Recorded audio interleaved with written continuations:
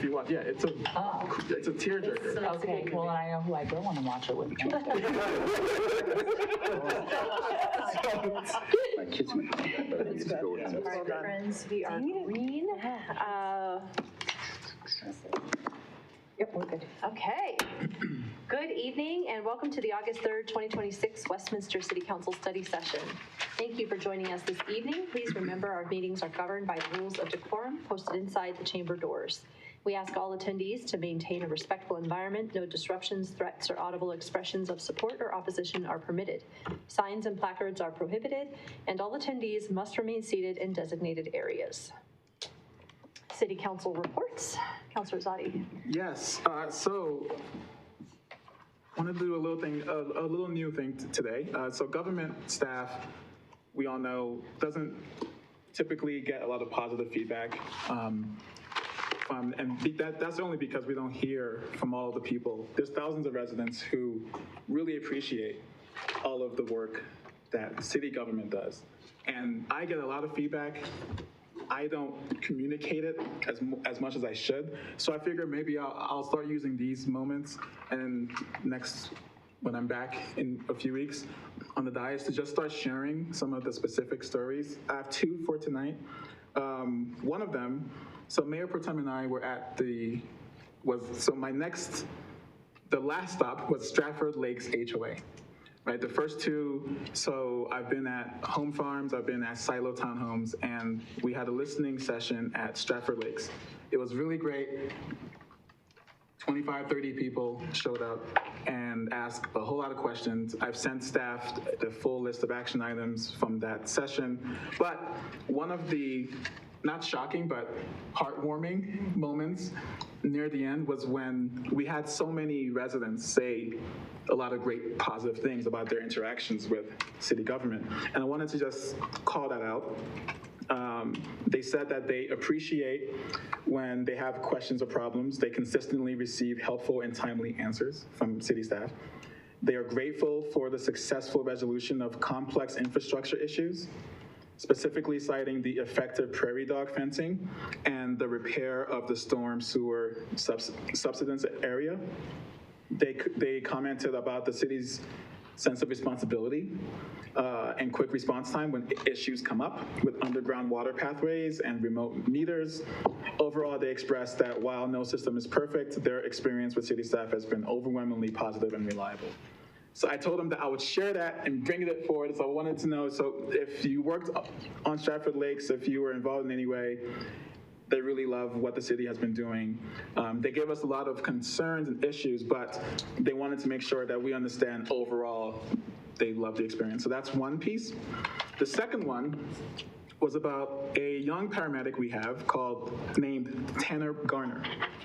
So last week, a Westminster resident, Stephanie Pierce, dislocated her shoulder. Tanner and his crew took her to the hospital. Stephanie says that Tanner was so patient with her screaming baby. She had a baby in the back, and he was she really appreciated his patience and his sensitivity. He took care of her baby while she was being taken care of. She wanted to let Tanner know that she really appreciated him. She actually went out and got him a gift, so he's an expecting father himself. But Tanner is a brand new paramedic with us. He works at Station 1. And Tanner, if you're listening, thank you. We appreciate you, and what you did for Stephanie really resonated.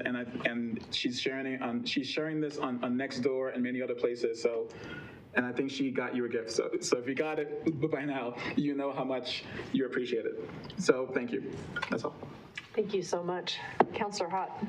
Yeah, I went, took the tour of the Bark. It's coming along really well. I'm excited. I'm also really excited that they are going to have vegetarian barbecue on their menu. So I never get barbecue. I love barbecue, but I have not had it in years. So they're going to use jackfruit to make their version. It tastes like pulled pork, but it's jackfruit. So super excited about that. So yeah, I'm glad to have a community space where people can come drink beer, drink coffee, have good food and even good vegetarian food. So yeah, that was really a really awesome tour, and yeah, it's coming along really well, and yeah, it was great. Thank you. All right, Councilor Ireland. I went on that tour as well. I am concerned about the coffee being served at the same time as the other coffee shop, because that's not what they were told was going to happen there. And I don't think that Freedom Corner is happy about it, and I don't think that was the original plan, that they were going to become a coffee shop too. Anyway, I appreciated the tour, saw where it was at, saw we could get a couple more parking places, but hopefully it's successful. I was attended the luncheon for the volunteers. I appreciate all the volunteers that showed up, and you know, we can't say enough about our volunteers in the city. This is a really great city that serves each other, and so I appreciate everyone that came out. And Yukon, the dog, and his owner got the Volunteers of the Year, which is great. They go to the libraries and volunteer, and the kids read to the dog, and the kids love it, and they learn to read better, I'm sure, because he's quite the amazing dog. So it's a great idea, and I'm sure the kids appreciate the dog and his owner. I also attended the festival afterward, which looked like a good turnout, and I did have some people upset that we didn't have a celebration of Colorado on the same day, because that was the Colorado State 150th year, so I did get some feedback on that. That's all I have so far. Anyway, thank you. Thank you so much. Councilor Johnson. Yeah, thank you, Mayor.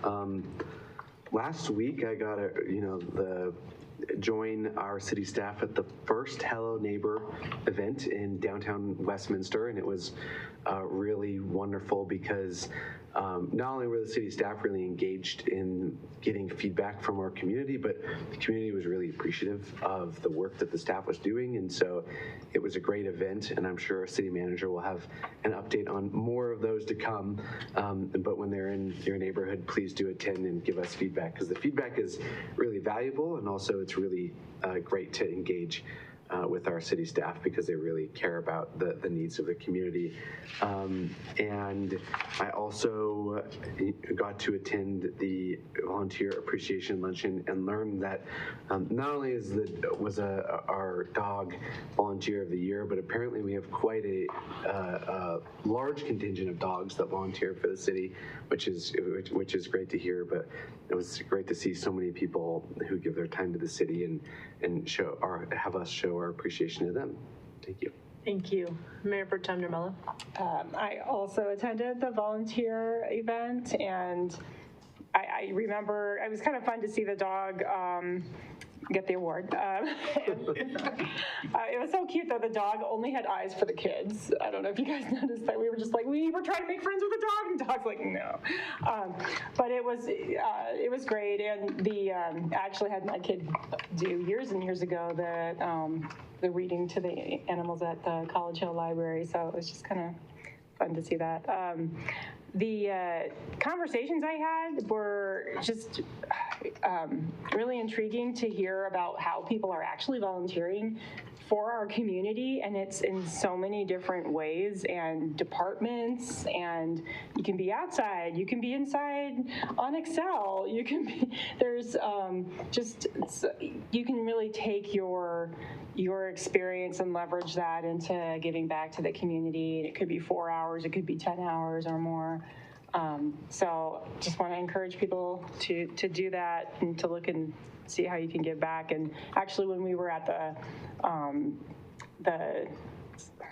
why do I want to keep calling it Stanley Lakes, Stratford Lakes event, there were folks that were asking how can they learn about the volunteer opportunities in the city, and I know you probably included it in the download, but the the ability to actually have it on our handouts and water bills, just more ways to see, and maybe there's some examples that we could throw out there to help people realize that there's lots of different ways.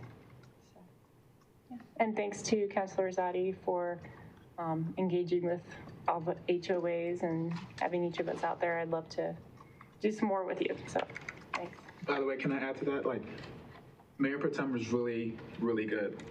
You know, it felt great because we've both been on council since 2021. So a lot of these questions we got were like, you know, when you come into a new class, you know, at the same time, and 4 years later you get these questions, and a lot of stuff that we've worked on these last 4 years came up. So we had the opportunity to like tag team the extent of our tenure. So that was fun. Thank you. Well, I'll pick up where you just left off on the volunteer event. Thank you for highlighting, the fact that the volunteers of our city really do drive Westminster, but B, I happen to talk about exactly that, you know, how do we really leverage, because one of the number one questions I get anywhere I go is how do I help, how do I sign up to volunteer, how do I learn more, which of course is on our website, but that is something I'd love to talk about more in the future. Just, you know, how do we make sure that folks have easy access to that and they can get involved, and that it's front and center to what we do.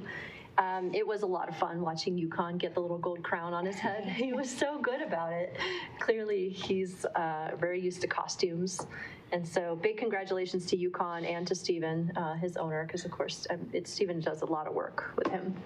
And like was just said, congratulations to all the volunteers that were there. You know, I talked to folks who have been serving for decades in the archives, in the greenhouses, in the libraries. It was just, so I'm really grateful to them.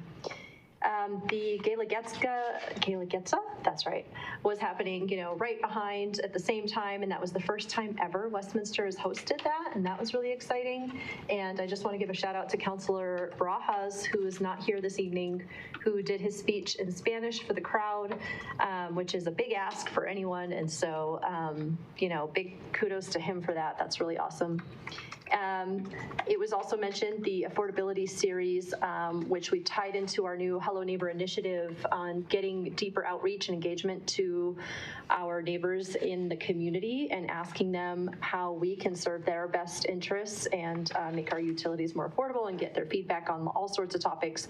We have lots more events coming. So if you haven't heard of this yet, please look on our website, find our calendar, and get to the next one. I think there's one happening in the next week already, if I'm not incorrect on that. And then the Barkentine Project Tour was really fun. That was really good to see, you know, what's happening down there. We also got to see how much work is happening between the rodeo and the Grange, and kind of outside that area, there's just a lot of infrastructure that's being amended. And so thank you to city staff for working so hard and diligently. And it looks like folks were responsive to how much effort has been spent down there. So that was really exciting to see that kind of engagement in that area. And I'm going to give a personal shout out to a friend of mine, Jay. So Jay is Jonathan Morrow. He just had a book launch yesterday, and he did his book launch in Westminster at a facility called eMotion, which we actually had a grand opening for a year or two ago, where you get your emotions out in that break room. And it was a really great book launch, and I'm just giving him a shout out because he's a good friend, and he wrote a book called The Conclusion of the American Experiment. So that's interesting. Just putting that out there. I think that is everything I have. City Manager, do you have a report for us? Mayor, I do have a brief report this evening, so if I could have the next slide, Abby. All right, this was mentioned. I wanted to highlight that this was on the weekend, the state of Colorado's first ever Gala Gates event hosted right here in Westminster, and that was partnership with Comunidad Oaxaca, Colorado, and we had over 4,500 attendees at City Park at this event. The Gala Gates is one of Mexico's most celebrated cultural traditions and the most important annual celebration of the state of Oaxaca. And so that's actually a picture from the event. There was a lot of color and a lot of energy. And as Mayor, as you mentioned, our very own Councilor Barajas gave a speech in Spanish, which was really impressive. Next slide, please. All right, next up, I want to highlight that National Night Out is tomorrow night, Tuesday, August 4th. So this is a national celebration around the country, and in Westminster, it is going to be happening in 19 local neighborhoods this year. The event promotes positive relationships between police officers and the community they serve, and I want to highlight this number.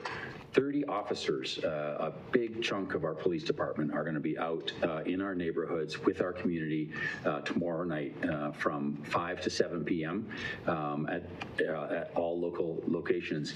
If you do not have a National Night Out planned in your neighborhood, we want to welcome you to the downtown Westminster National Night Out celebration in Plaza Square Park. So that will run from 5 to 7 p.m.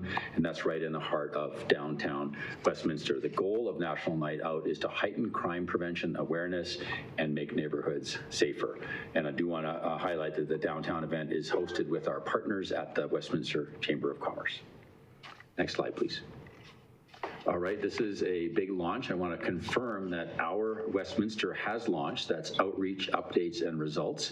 This is Westminster's very own and brand new community engagement platform. So we launched this engagement platform for residents to stay engaged and informed on city initiatives and projects. Residents can share feedback directly with city leaders 24/7 using the interactive tools on Our Westminster. And it's an ADA accessible, and it's available in 16 languages. If we've missed your language, please let us know. We will make it 17. Join the conversation and register for an account at our.westminsterco.gov. So this is a soft launch, I guess not now that I've announced it tonight, and it starts with our drought awareness and drought management. So when people go on please do, I encourage you get on there and try it out for us, and we'll learn and adjust it as we go. And starting with our drought awareness. Next slide, please. All right, this is also a really big one for our community. So the city is asking residents to help select the public art that will be displayed in front of our new municipal courthouse.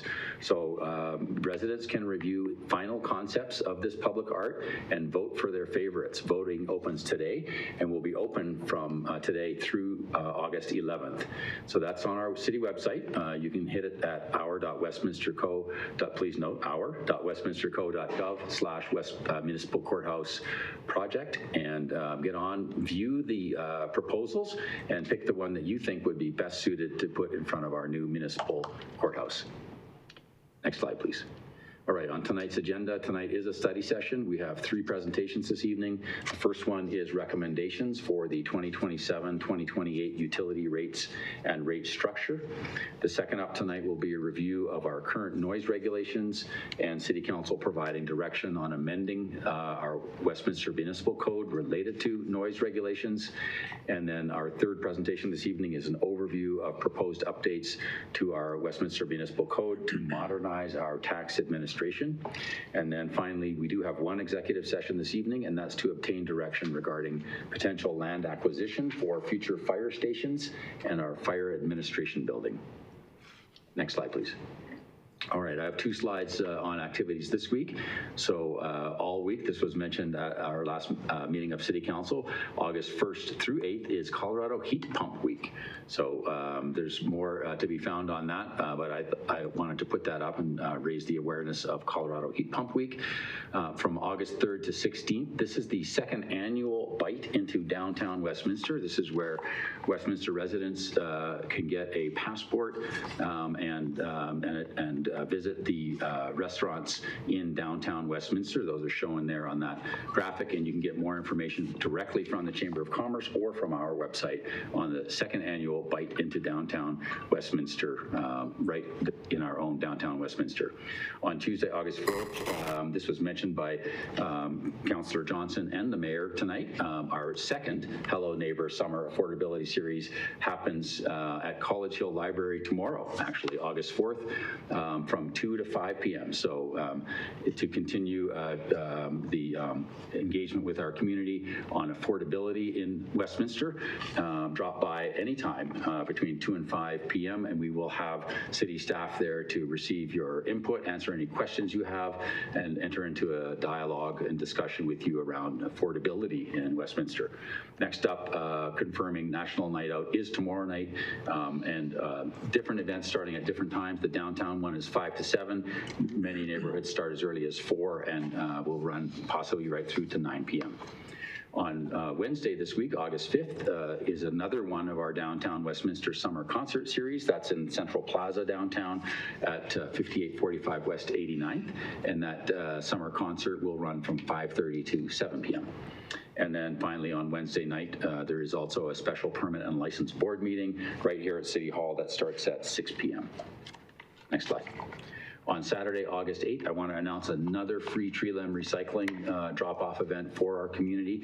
That's at the Brow property at 10,001 Alkire Street. And that will be open free of charge for our residents to drop off tree limbs from 8 a.m. through till noon.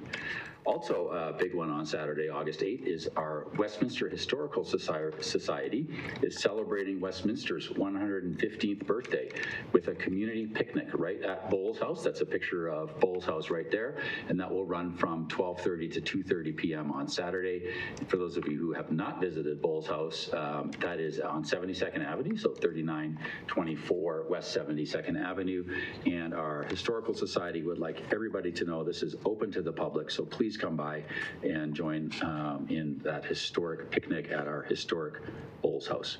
On Sunday, August 9th is another one of our Downtown Westminster Summer Yoga Series, and that's at Aerostat Park, and that will run from 9 till 10 a.m. Next slide, please. All right, for our next meeting of City Council, I have 2 slides. The first, this is for Monday, August 10th. That begins at 6:30 p.m. in our council chambers. There will be one presentation, and that's from our Adams 12 5-star schools. On consent agenda, there are 8 items, which include 2 second readings, and then that night is a public hearing. This is a public hearing and consideration of an appeal of the denial of an official development plan for the Mountain Range High School Nutrition Center. So this one is a public hearing that's triggered by an appeal. And so this was heard actually by, not by City Council, but by the Planning Commission. And when the Planning Commission denies an ODP, the applicant has the right to appeal that to City Council. So this is what is happening next Monday night. Under new business is first reading of Councilor's Bill 26, which is an ordinance amending various sections of the Westminster Municipal Code concerning police regulations and penalties aligning with Colorado state statutes. Next slide, please. Also, that meeting, we have one item of new business. That's first reading of Councilor's Bill 32, and that's approving an economic development agreement with Digantara U.S. concerning the location of its U.S. headquarters and operations to 7237 Church Ranch Boulevard. And then under old business, a second reading, that's Councilor's Bill 31, modifying the Westminster Municipal Code concerning the roadway improvement fee for non-residential users. Next slide. There are many ways to contact us, access Westminster, phone us directly, hit our website, westminsterco.gov, and then do check out our transparency portal and our new engagement portal, which is our.westminsterco.gov. So really do encourage folks to check that out and give us feedback so that we can make it even better. That's all I have, Mayor. Thank you so much. Council, any questions or comments? Councilor Zadi? I have one, more of a comment. So speaking of affordability and the annual luncheon, so I went to the luncheon and I spoke with the victim services team, and I said that I would bring it up, so I actually forgot this in my council comments, but so they have 17 volunteers, our victim services team. As we all know, they help victims of domestic abuse, with lots of cases, and these volunteers have to go through background checks and so forth, but once they become a volunteer, they get access just like a staff member, basically. And while I was talking to them, actually one of the volunteers got a dispatch call and left because she's on call for that weekend. So it's that serious, right? But I was talking with them, with Chansey and the commander there, and they were saying how they have resource needs. So one of the really important benefits of our victim services team is they provide resources to these victims, helpful, essential needs that keeps them safe, keeps them supported through that process of, and that is a likely budget request. So I asked them to submit a budget request because it seems like we could do something about it as a council. They're under-resourced on what they can be given. They have a finite amount of resources that they can give out. They haven't asked for a budget increase on this for a long time. I asked them to give more information to see, if that's something in our budget process these next few months, if we can enhance that, because it actually helps a really niche but significant amount of residents in terms of who is going through these very sensitive issues, and it's something that we can do. So I just wanted to bring it up for awareness that should be coming, and I'd like to start highlighting more to the community about what they do, because I don't know if the city knows how much the victim services team actually does for victims. So that's all. Thank you for asking the right questions and for funneling them towards the right process to get the help they need. Councilor Hott. Yes, I just wanted to point out that council request for future agenda titles was skipped. I don't have anything, but I wanted to make sure that I pointed that out in case one of our colleagues has something. Thank you. You are correct. I apologize. We'll go back to that right before we hit the presentations and make sure that nobody else has an item that they'd like to add to the agenda. I think that the two were bundled together and I missed that. I apologize. Any other thoughts or questions on the city manager's report? Councilor Ireland. I just want to know on the R Westminster, how long does it take to get feedback if you put something on there? How long should they expect someone to tell them something on there? Councilor Ireland, thank you for that.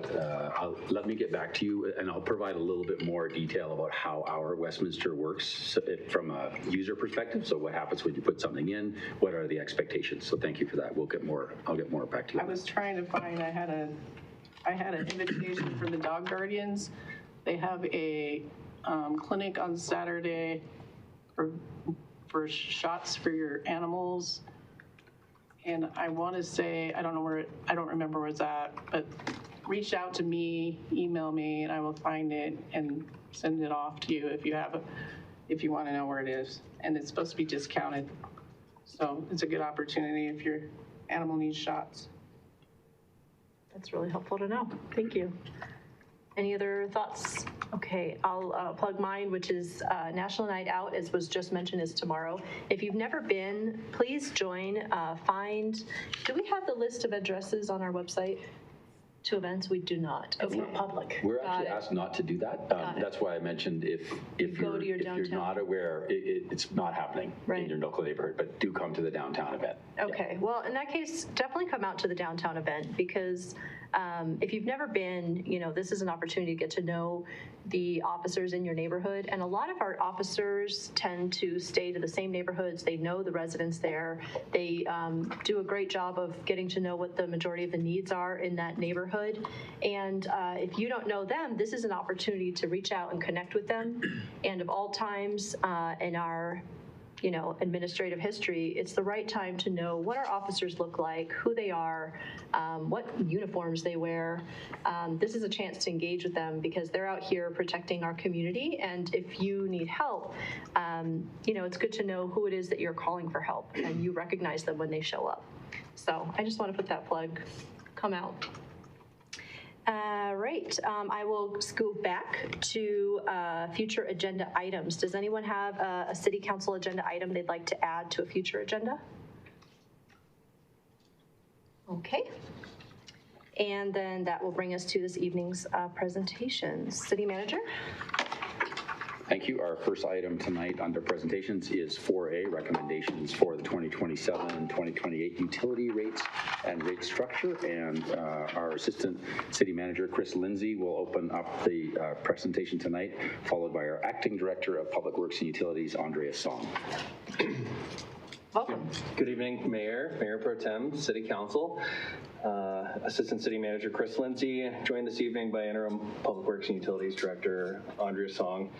The utility rate setting process is quite a team effort, and we're joined this year, added onto our team by the good folks of the Water Task Force. Andrea's team includes utilities operations, utilities engineering, and utility billing. My team includes the policy and budget division and our utility finance team. If you would please hold your questions to the end of the presentation, we might hit them as we go along, and then we're more than open to questions. Tonight we're going to talk about the Water Task Force and moving that into a more permanent structure, water rates and structures that are recommended for 27 and 28, sewer rates, and stormwater management fee for 27 and 2028. And we're going to start this evening with Andrea. Yeah, so, and thank you, good evening, and Councilor, Mayor Pro Tem, and councilors, appreciate being here.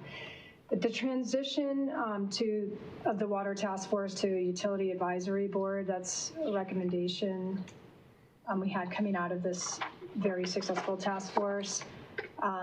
This Water Task Force is water affordability to everyone resident, and so really focused on the water rates aspect of it. And so the recommendation would be to establish an ongoing advisory board to consider utility functions and provide recommendations to City Council. It was very diverse perspectives and varied people on the board that added value to the entire process. So possible topics, the cost of service study final report will be finished around October of this year, 2026, and there's recommendations in there on our sewer system, so this advisory board could review that. And also if we're going to be presenting an option 1A that was a little bit different than what the task force provided, so if, you know, how that's written. The multifamily rate, there's opportunity as part of our water bill assistance program if we expand that to the multifamily, so it can make it more affordable there. Our sewer system is also very complex. This Water Task Force got to take a tour of Big Dry Creek, but wastewater treatment facility, but we didn't go into the level of detail that we did for our water system. And then also our stormwater system, which also has its own fee. We could also study the needs there and the system in more detail. There's water budget-based billing that came up. It's a different type of rate structure, and this came up with a task force and has been talked about before. Our sister cities like Boulder, Thornton, and town of Castle Rock use that. It's instead of a tiered system that we have now, it'd be going into individual lots, individual budget-based for particular customers and house sizes. To get into the pros and cons of that is something certainly this utility advisory board can look at, as well as long-term resiliency. So that's the climate impacts of, you know, the severe drought and snowpack. If that was to continue, we have a water supply plan that addresses some of that, but it could potentially look at a different, like Denver Water has a drought tier rate fee structure added on. Just look at different ways to mitigate the impacts of that climate change or extreme flooding or whatnot with financial planning. Okay, we're going to start this evening with water rates. So Yeah. certainly. Yeah, so I guess, yeah, just the purpose, obviously, we have a pretty complex system that this Water Task Force went through. We have like 550 miles of distribution main, 27 miles of reclaimed pipe. We have 12 pump stations, 11 storage tanks. We have 2 drinking water facilities, the third one being built. So there's a lot that goes into providing fresh drinking water, safe drinking water for our communities.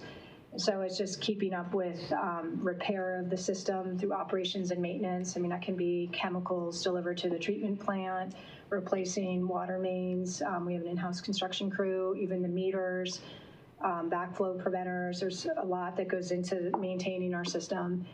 and then as well as debt service on current bonds, and of course our engineering when we have to do a full replacement or if it's a new facility, and that's where the capital improvement plan comes in. And this 5-year plan is really worked through with operations staff and engineering, and we have an asset management program that keeps track of age of all of this, and that is what feeds into water rates and justifies the need for the costs that are developed.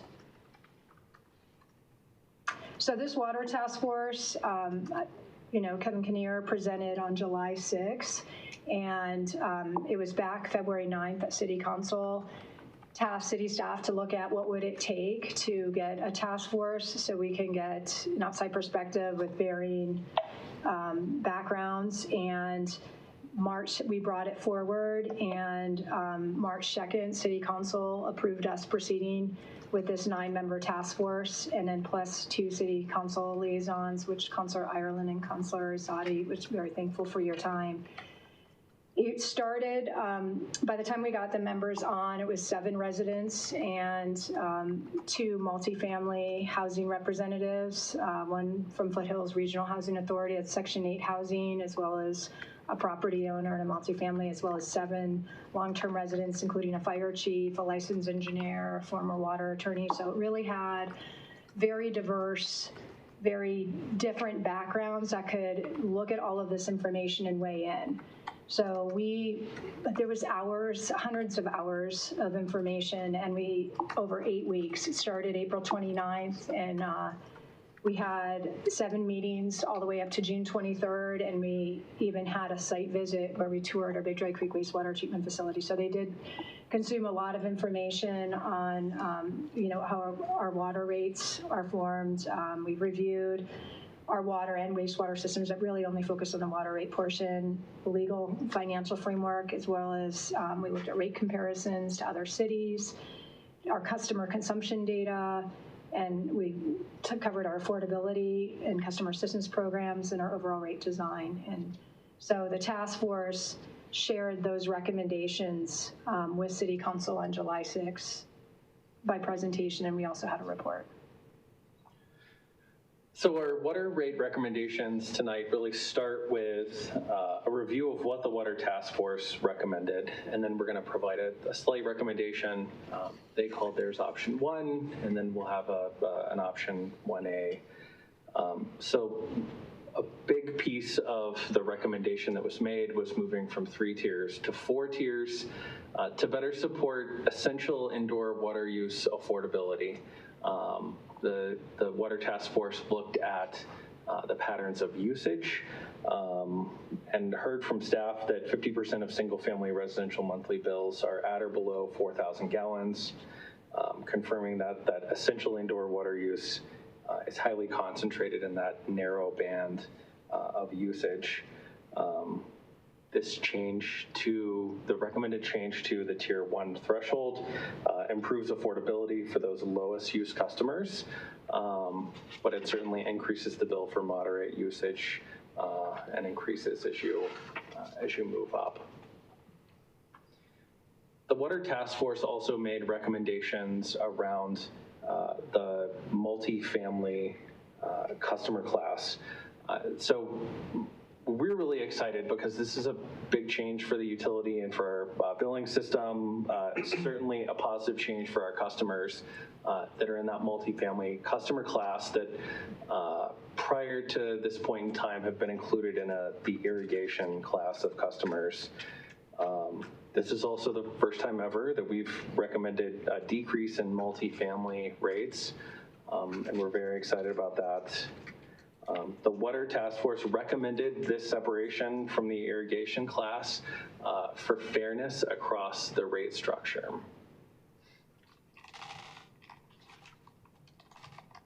Their tiers, the recommended tiers here are slightly different than single family due to those usage patterns that differ between multifamily and single family. Multifamily averages 3,000 gallons of usage per month per unit. The Water Task Force made a series of sidecar recommendations that I don't think we have anything to add to, but just wanted to bring these back up with you all.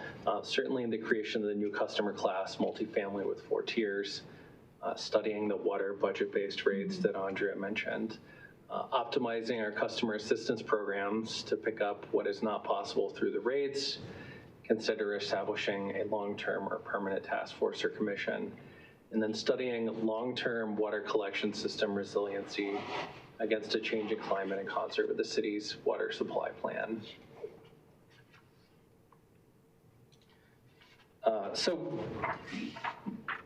Staff and City Council took those, heard those recommendations on July 6th, and we're working to bring those back and put those into action for City Council to take action on these water rates. Option 1A from the Water Task Force around the single-family residential class is the same as what the Water Task Force recommended for 2027, and then we've added 2028 rate with a small increase. So essentially the same as the Water Task Force presented for 2027, and then that incremental increase for 2028. The multifamily customer class is where staff heard City Council's discussion regarding the multifamily rate. And so we've worked in the time since the presentation to present this option 1A. This takes the Water Task Force recommendations and gives City Council an option, that's the 1A column, of a decreased or slightly decreased rate from what the Water Task Force proposed. The Water Task Force heard conversations and had conversations about this rate and didn't recommend decreasing any lower than what they proposed. They didn't recommend that due to the impact on water revenues, which then directly impact the water capital plan and the capital project stack over future years. Staff is proposing this option 1A. Certainly the move from what the Water Task Force recommended to 1A will decrease revenues and the water capital projects by an amount of approximately $1.5 million a year. While this is impactful to our utility system, staff's comfortable that this change is sustainable over the long run. And it certainly hits that fairness that was identified with the multifamily customer class. I want to highlight again those sidecar recommendations, no changes from those with what staff is recommending as we move forward. Our third section of the presentation this evening is around sewer rates. This is an area that the Water Task Force didn't spend time, and certainly we would recommend a utility advisory board that's made permanent would spend some time on the city's sewer system. It supports safe, reliable, and regulatory compliant wastewater collection and treatment, which includes the replacement of sewer mains and our treatment infrastructure across the city.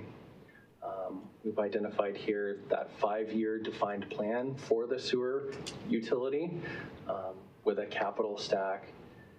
Sewer is a little bit different in that it accounts for metro water recovery costs. Just a reminder that much of the city that's south of 92nd, the sewer flows to metro water recovery. About 20%. Thank you, 20%, and is treated there. Andrea, did you want to add anything? No, yeah, just 80% goes to our Big Dry Creek wastewater treatment facility, but we do have a master meter that meters the flows into Metro, and that's how we're charged that, and we budget for it accordingly. But Metro also has to raise their rates, so that's where those Metro we account for those recovery costs come from. Do you want to highlight anything around the capital plan for the sewer? Just, I mean, I think we had a Big Dry Creek wastewater facility master plan, and you know, we identified 85% of the plant's in great condition, but there are just some infrastructure coming on the end of its useful life that would be helpful if the utility advisory board went through in more detail. So, That's about where those budget numbers come from. It's very similar to water, and like sewer is very highly regulated, just like water is, and we'll talk about stormwater too, but a lot of these are regulatory driven as well. Staff is recommending that we maintain the sewer rate structure that we have with a modest rate increase proposed for both 2027 and 2028. As I mentioned, we look forward to reviewing the sewer operations, the capital plan, and the rate structure with the proposed sewer advisory board. All right, and we're going to talk about stormwater management fees. Yep, so stormwater management fees, it's a separate fee, but stormwater is precipitation that hits the ground, snow, hail, rain, and again, there's a comprehensive stormwater program that the city runs. We have the Big Dry Creek Basin and then a Little Dry Creek. Big Dry Creek is anything north of 92nd, and Little Dry Creek is anything south. And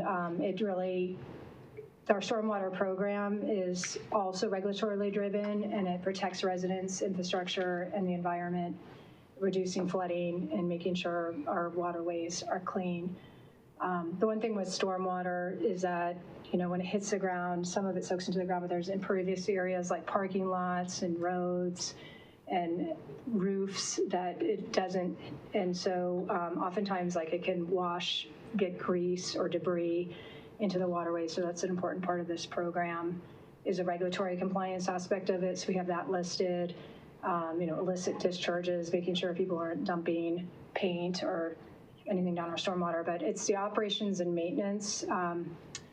We're starting to TV in 2025. We began a robust, our sewer TVing some of our stormwater, and we're finding some real critical areas that need repair, as well as a capital improvement plan that funds the buried infrastructure. We use on-call contractors too to help with that, but we're also, I know Mayor Carmelia, you're part of the Mile High Flood District, but that Little Dry Creek flood hazard delineation area has identified over 200 properties in the floodplain. So working and making sure that the city is, the Mile High Flood District has equal matching of funds, that we're, taking that opportunity on these projects and identifying and breaking that out. So that's really what the stormwater management program consists of. It's taking care of those channels and detention ponds. We have, 220 miles of channels, 475 detention ponds. It's pretty complex, 65 miles of creeks and rivers, just like our water system. So, but an important part of our infrastructure in the city. So the stormwater management fee recommendation, we have not increased stormwater fees for 10 years, since 2016, but we're recommending a rate change of $1 for the single family. So that would bring it, the existing is $6. It would bring it to $7 for 2027. Right now, the stormwater budget is $4.2 million, so this would add $700,000 for a total of $4.9 million and help with funding some of those critical repairs that are identified. There's also the way we handle commercial apartments and townhouses through other property monthly fee, and this is based per parcel on the impervious area, and that's the things that don't soak in the ground, like the parking lots that they have, and it's billed per 1,000 square feet of impervious area. So where we get that $1.93 is basically, we did a survey of the impervious area of about 450 average single family detached homes in the city, and it was 3,100 square feet. So you just divide 6 divided by 3,100 and then times it per 1,000 square feet gives you the $1.93. So if you were to increase the rate to 7, then you just take 7 divided by 3,100, and that's where you get the 2.26. And I'll just use an example, like our largest customer, their bill is $804, but they happen to be Cottonwood Apartments on 82nd and Sheridan. They have 415,000 approximately square feet. So if you divide that by 3,100, it's 134 times it. I'm just timing it by 6, but that gives you the 800. But they have 360 units on that property. So depending on how the landlord, the property manager does it, if you actually divide it by 360, that 800 becomes like 220. So, but it just really varies per parcel, and we're always looking. We use Dr. Cogs for some of the GIS data and updating. You know, somebody could build a shed, which is also a roof, or put something paved on there that's no longer impervious. But it varies. Apartment complexes vary quite a bit too. How much landscaping do they have versus impervious area? So that's how that was. That wraps up the recommendations staff has prepared for this evening. Certainly we're looking for guidance on those recommendations, and then we'll work to build these into the 2027 proposed budget and bring back all the required ordinances or other items for adoption to implement these structures moving forward. With that, we'll take questions and feedback. Thank you so much. Why don't we move into a general discussion for questions and feedback, and then we'll go into each of these 4 items and then do one at a time, and we can make sure we answer all questions before we go ahead and do a poll on each one. Councilor Zadi. Thank you, Mayor. Thank you so much. It's a great presentation, and I wanted to applaud when you went through those calculations. That was like an applaud moment, but that was very complicated. So thank you for that. First, I want to backtrack and thank the task force if they're listening. But for the community to know this task force, it was really a fantastic experience. The original vision was to ensure that citizens' voices can help translate the why, right, in a way that their neighbors can understand, that their families can understand, that people can really understand and appreciate, right, the amount of work that goes into understanding and knowing, but then also why rates are the way they are, right? Why do we have water rates? Why do we raise rates sometimes? Why do we lower rates sometimes? And that context was just really helpful to have that group of people, because that was a really diverse set of individuals. I've never seen such a diverse group in terms of their backgrounds and where they live in the city, and their levels of experience was all really helpful. So thank you to the team, thankful and to your staff, the water staff. I got to know very well throughout those meetings, and I think I've told them before that they are definitely probably the best water staff in the state, for sure. Their levels of experience is unseen in terms of their resumes, but just talking to them, they know this inside and out. So that was grateful to have them with the community working together for hundreds of hours, right, to understand and learn this. So to the first part about the Water Task Force Utility Board, I definitely, when it comes to each of those, I will definitely be supportive of that. And the question I have for that one is, I'm hopeful, or it's more feedback that I'm hopeful that one is going to include electric and natural gas. I think we spend a couple million, right, as a city. We don't really talk much about it, but from a utility standpoint, it's something that I would like to see more visibility on, and planning around, and community engagement on how much we spend on energy. I think it's really important right now. And then sewer, the Water Task Force didn't have the opportunity to talk about sewer, but that's definitely, and I hear that that's going to be the plan for this board. So that's really good to know, because the sewer is a fixed cost on your bills, right? And they didn't have the chance to just dive into that and recommend anything on that. So that's really great to see there. And for the water rates itself, as we all know, we have an economy that hasn't really stabilized. We have a lot of families, thousands of families that are struggling. They're struggling to pay their bills.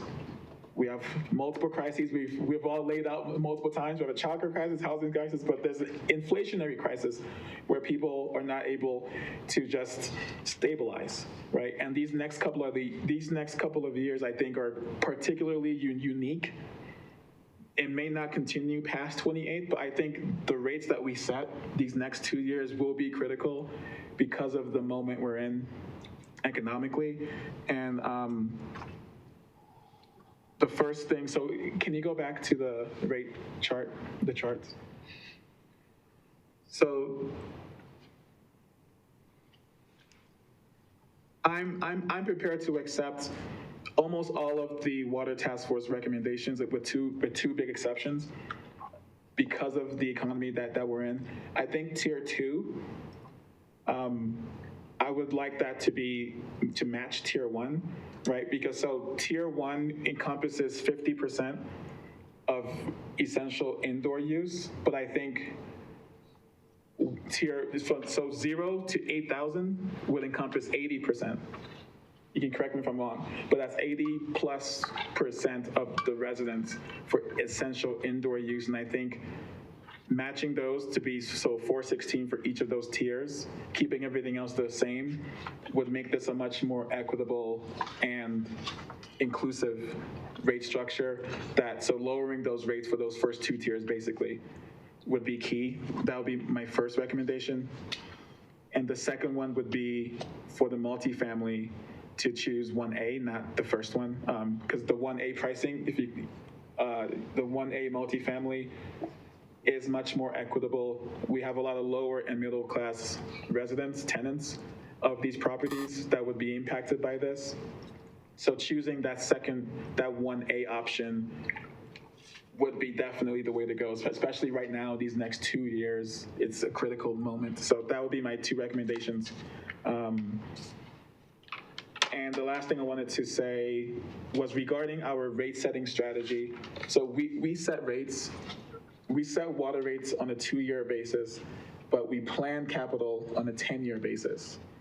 And I think we need a more responsive rate setting strategy, because sometimes planning that far ahead, which is good. So I'm not saying that we should change that piece, but the way we have it structured now is we plan 10 years out and we set rates 2 years out.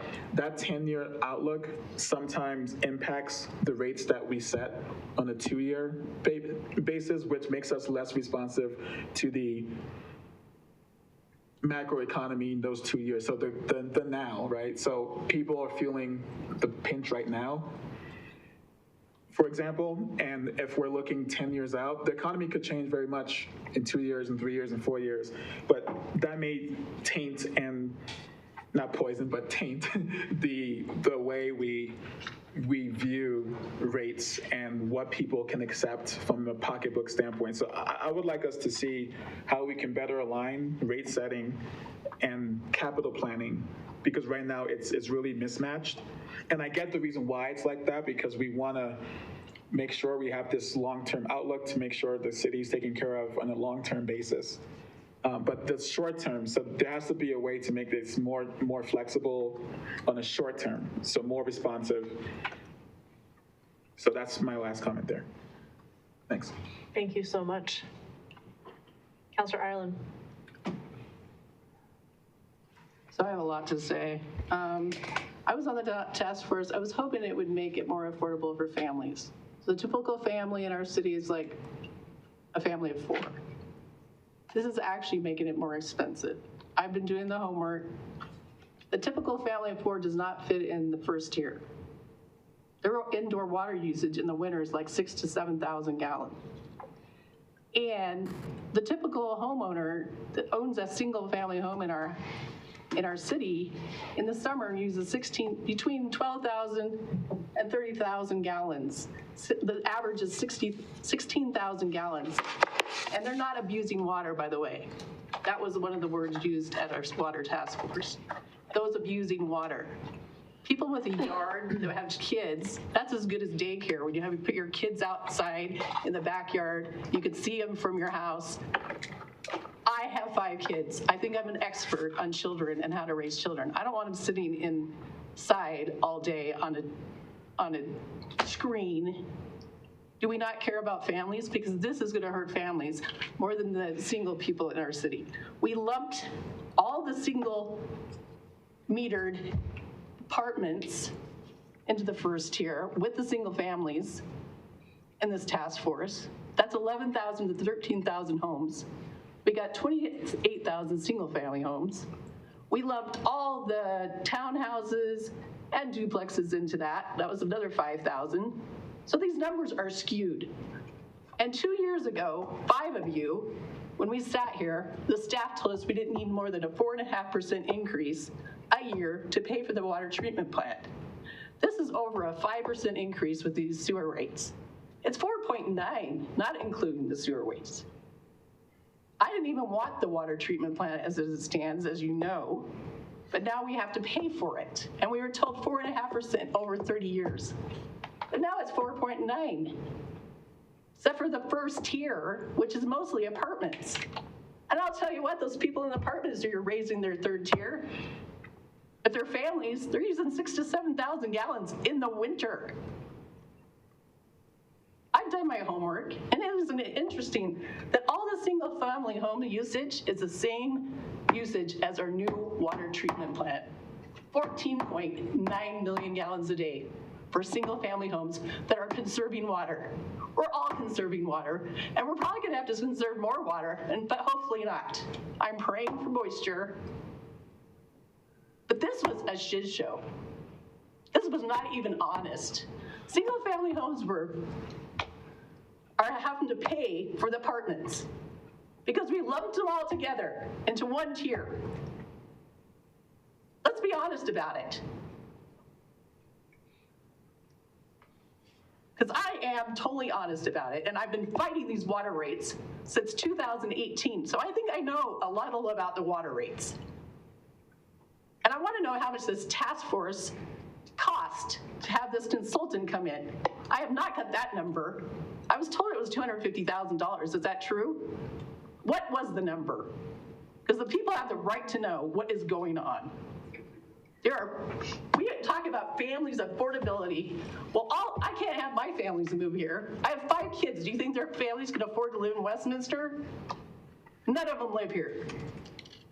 If they weren't in here when I got here, try getting in now. You weren't thinking about families when you made these water rates. You were thinking about single apartment dwellers. And that's what I have to say. I will only accept what we had with 4.5% increase. That is what staff recommended at the task force, by the way. That is all I'll accept because that was what was promised 2 years ago. And it was supposed to go up more than that. So thank you for letting me be on the task force so I really knew what was going on. Thank you, Counselor. Do we want to pause for a moment to see if we have any staff responses to some of those questions? Well, I don't know if you wanted to comment about the facilitation costs. It's just much lower than Trinity. Yeah, the total. Yeah. Introduce yourself. Good evening, Council. Brian Donahue, Policy and Budget Office. So the total. Grab the mic as well. Yeah, thank you. The total cost for the cost of service study was budgeted at $240,000. This water task force fell under that contract, so there wasn't additional funds added for this portion of the study, but I could figure out exactly what was spent to facilitate the water task force by Raftellus. But families using, if you use more than 9,000 gallons, especially you're gonna get shot. And it's not like these people are abusing the system like I was told. I have a neighbor that got a pool because he can't walk. And his doctor recommended him have a pool. He has 4 kids to support. So is he a water abuser? I'm kind of tired of this water abuser stuff because I don't know too many people in this city that are abusing water. In fact, I walk neighborhoods, most lawns are dead. We're looking like a blighted city, by the way. And this is what we want? In the name of the apartments? We'll just let the single families go to you know where? That's where I'm at. I want to pause for a moment to see if we can answer and make sure that the statements are correct on, I think that Councilor Ireland mentioned tiers. Is that correct that they're lumped together between the single family houses and the multifamily? A multifamily on a single meter. On a single meter. Multifamily on a single meter is handled under the 4-tiered structure for multifamily. There are some like duplexes, triplexes that are under the single family. But I would say, That's not what we were told at the task force. The single Yes, it meters was. were in there. yes, That's exactly what we're told in the task force. it's different than the planning code, but how we actually define it for class in terms of utility billing is that single family does include duplexes and triplexes. Well, where is the single meter multifamily then? A single meter multifamily is typically for most, I mean, I can't give a percentage, but a high amount is for 4 units or more. And then they're master metered. They have a single meter. So, But the new apartments are single metered. There's 11 to 13,000 of them. They're single metered. There's not 4 of them. yeah. And So where are they? they should be in the multifamily. But they're not. So it'd be a case-by-case basis, but Well, how's the case by case? Somebody gets a break, somebody doesn't get a break. a small minority that are metered It that says way. 11 to 13,000 in our city are single metered, and they're new. Yeah, for single apartment buildings. I mean, And they're lumped in with the and they're lumped in with the single family. And so are the duplexes and the townhouses, which I can understand. But not the single family, I mean the single metered multifamily, which are all new. Old ones do not have it. I asked that question, maybe Obi wasn't there during it, but I asked that question and they were all lumped in there. And that's why we get this low, like, we're a water abuser if we use over 4,000 gallons in the winter. But what about a family of 4? the average winter consumption is 4,000 for a single family. And if you average out a single family water bill throughout the year, their average use is 8,000, although it could go higher in the summer because of irrigation. So. Well, that's because they've all quit watering long ago. There's no lawns much, unless, water's become a luxury item. Only for the rich can have a nice lawn. Everyone else, forget it. That's where we're at. Councilor Nair, may I help clarify? I was going to say, could we clarify this point? And then I think there was one more to clarify, and we can move on to the next. Yeah. So allow me to reframe for clarity. So Councilor Ireland is asking, are the individually metered multifamily units that are currently billed, are they being billed under the multifamily rate, or are they being billed under the single family tier structure currently? Currently, the majority of the multifamily that are 2 or 3 unit structures that only have 1 meter are single family. And I mean, there are a handful, that might be billed differently, but primarily, I would even say 95% or greater of the city that has a master meter and 4 units or greater are billed as a multifamily. So just if that makes sense, like single family, detached, and single family, that are triplexes and duplexes may have a single meter, but they fall under the single family structure. It's really almost more time, once you say that, the majority of the time it's 4 units or greater is a multifamily. Yes, that's correct. So you're talking about usually several apartments, several units. Well, I want you to come back with a real answer because I don't think that's right. Because all these new apartments being built are on single meters. And I was told they were lumped in because I asked it. And is there a way to just, maybe we follow up on this one item? Yeah, we can, because they might have individual meters, but they only get 1 bill. So yeah, we'll follow up on it and get back to you. And regardless, is there a way to answer the real question, which is there a way to manually, I think the billing rate is the real question, right? If we have these cases, then can we figure out how to manually, get them into the right rate? We'll get clarification. Yeah, we'll get If I understand what your question is, the newer units that are individually metered, individual apartments, and we will my confirm problem where is they're being we billed. agreed to 4.5% with this new water treatment plant 2 years ago, and now we're over 5% with sewer rates. I don't even know what we said about sewer rates then, but I know that water was not supposed to be more than 4.5 across the board in the tiers we had. That's what was promised by 5 of you.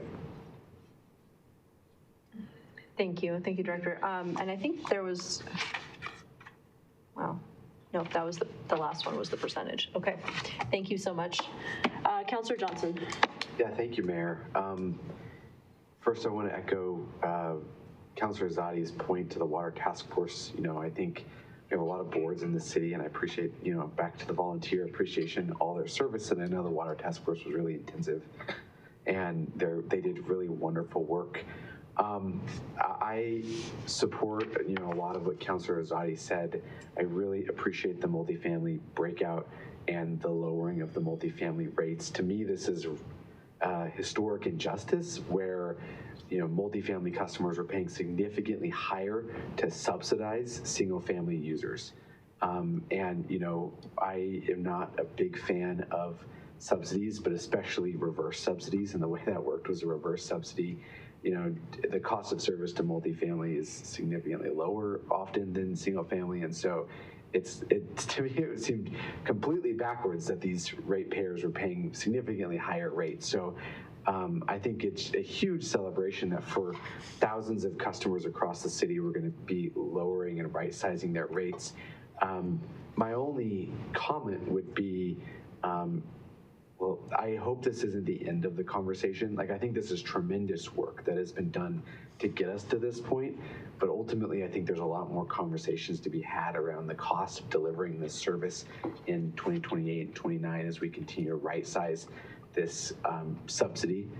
And I'm really supportive of the single-family rate structures. I think we shouldn't, downplay the fact that we're going to be lowering water rates next year for the majority of water usage in this city. I mean, water users average, especially in the winter, 4,000, gallons, can get up to, 8,000 over the year. And so that means that for a lot of ratepayers, we're going to be seeing lower water rates. And I think that's a really big win for us and for the city. And I think we need to recognize that. So thank you for all your work. I support the recommendations and especially what Councilor Zadi said. And that's all I have. Thanks, Mayor.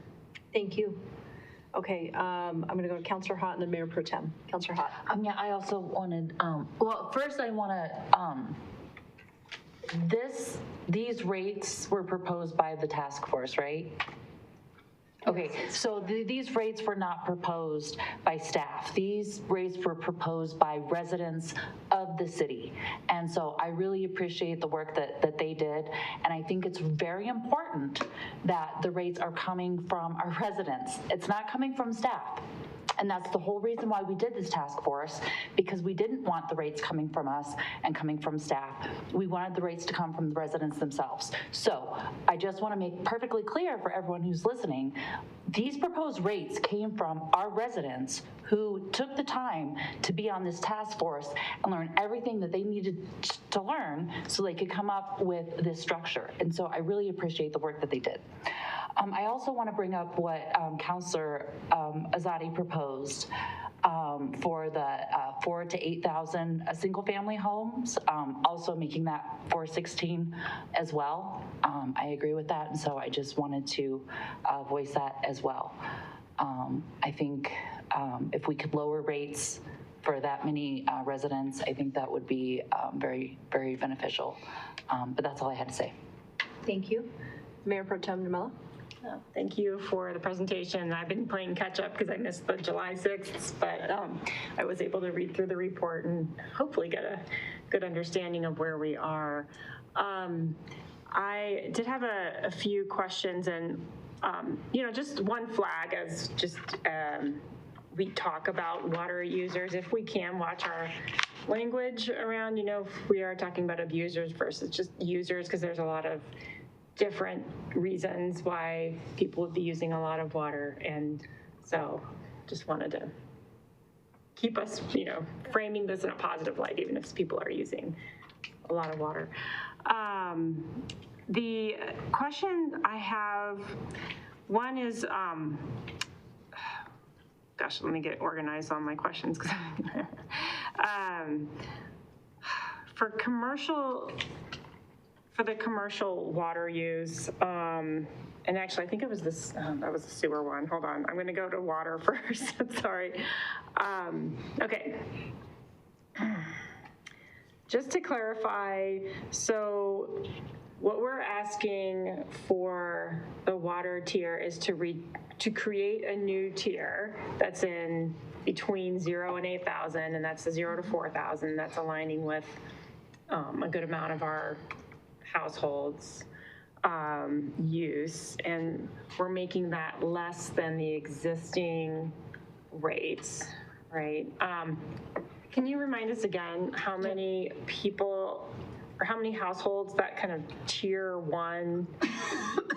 Does everybody capture those rates for tier 1? Or what we found, I mean, with the affordability aspect of this task force is that it was the essential water use.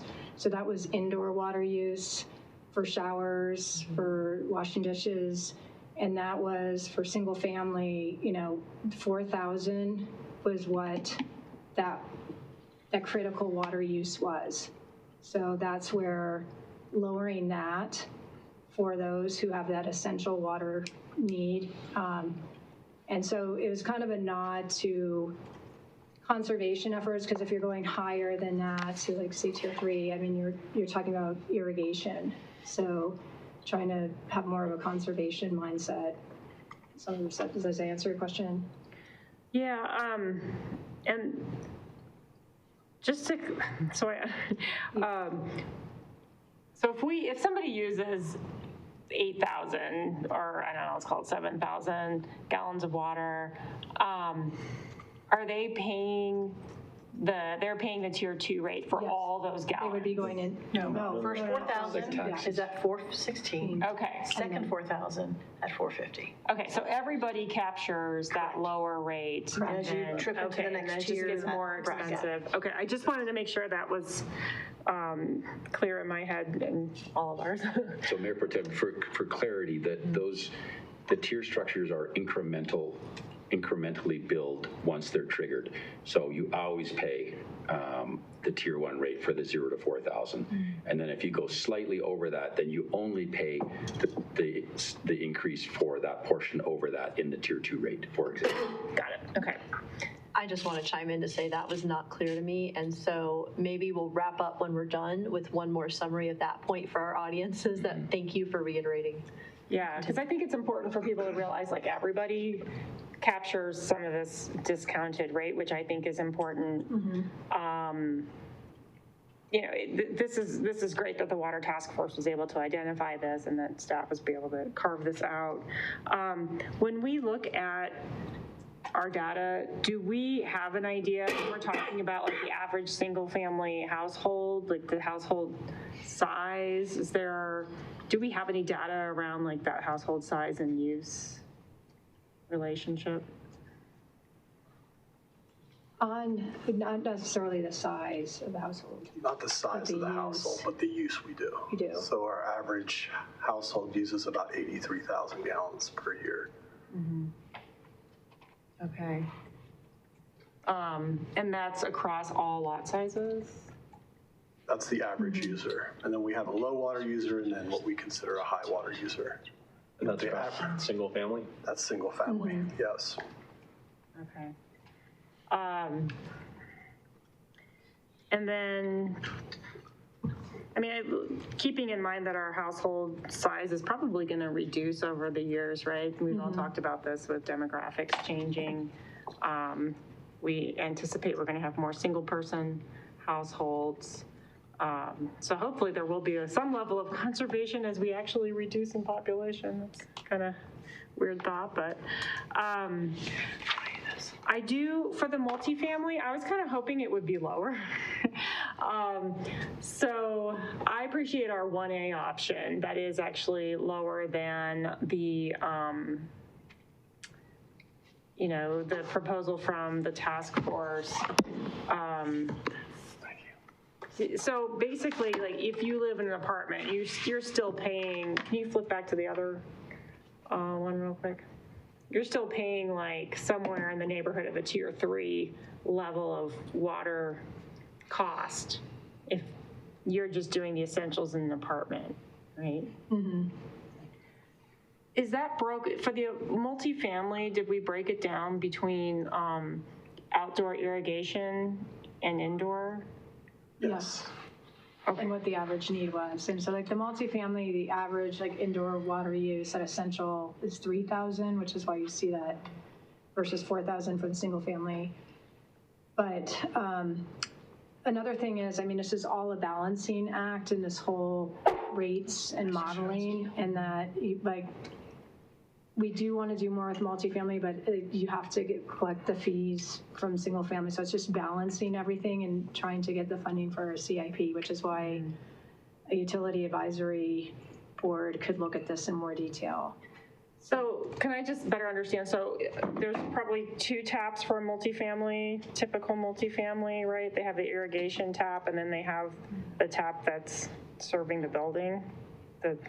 It really varies. I mean, if you have a large apartment complex, like 80 units or something, you might have a master meter, but you might have some irrigation that also goes into the complex. And then how the landlord divvies it up, do they divide it per unit on what that master fee is? So it really does vary, and we don't have control over what a property manager does and how they bill their customers there. But yeah, I mean, irrigation, you can see it in the summer and when you're looking at their water bills. It typically goes up. And essentially the multifamily class with the tiers, tier 1 and tier 2 is essential water use, indoor use, and tiers 3 and 4 would capture the outdoor irrigation. So you can imagine the multifamily class is very complex. So we're trying to capture and be fair with the pricing throughout the tiers. So that's the recommendation, so not to have one single rate to capture all of the billing, but to kind of distinguish between essential water use and outdoor water use. Okay. And all this to meet our revenue requirement, right? So I knew it wasn't going to be easy. So we're trying to capture this revenue requirement and this fairness, and also this affordability question. Right. Well, I appreciate we've made some strides on the multifamily then. So I'd be supportive of that. I'd probably prefer to, I know Councilor Zadi threw out there, kind of lowering tier 2 for the single families. I'd throw out, if there's any room to be had, we'd lower it a little bit for the multifamily, but, that's just, I get that, that can probably have a bit heavier impact. So the reduction that we've recommended here is going to be a loss of about 1.5 million year over year, and that's permanent. Okay, so my other questions were on the sewer. Can we flip over to the sewer rate? And the stormwater fee. I guess those were fees that, do we regularly just update these at this percentage, or what's the context? Yes, it was 6% the previous 2 years, and it's 6% here. Yeah, typically. So typically for sewer, yes. For sewer. For sewer. For stormwater, though. Stormwater, we haven't had a rate increase in a while, but with increased construction costs and the needs of the system, that's why we're asking for it now, because we've identified some quick areas. I think it does make sense for the stormwater, obviously if we haven't raised it to do something, but perhaps it gets phased in versus just, clicking with the dollar, full dollar. So that was just one thought. And then one question about how it's calculated, and it's my last question, so thank you. If, for the commercial users, if you can flip to the other one for the stormwater. So or I'm supposing like, commercial apartments, townhomes, the calculation for the 1,000 square feet, if, I know you were talking about, people add sheds or what have you, but is there any calculation if they actually add back more impervious? Yes. Or, I mean, if they add impervious, we are constantly updating it and looking at it and getting information on that parcel of land. So either like Dr. Coggs and our GIS has a model that looks through these parcels. And if they change over time, it's monthly, it's updated.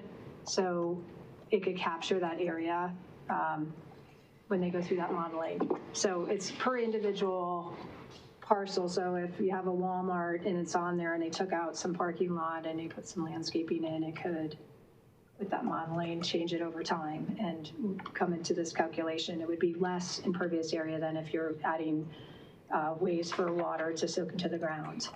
So. Okay. And we calculate that automatically, like a apartment complex wouldn't have to do that? Yeah, I mean, we look at it monthly, and then with Dr. Coggs too, they have their GIS also feeding into the areas. That's information that's provided, but we do update that. The stormwater, the GIS team updates that monthly, and they're looking through.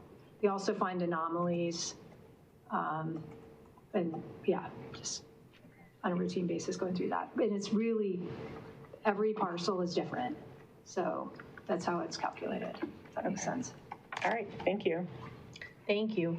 I see your hand. I'll come right back around. I'm going to make a couple quick comments as well, and then we'll go back around, and then we'll try to get to polling real quick. I just really thank you, Mayor Pro Tem, for that question on adding back to impervious land. That's really interesting. And I wonder, I was going to ask to begin with, if there's a way we can kind of double down on that for our incoming development plans when we're looking at that. As a side discussion for planning, that's something I've asked about repeatedly. Can we look at the pervious versus impervious surfaces that are coming in?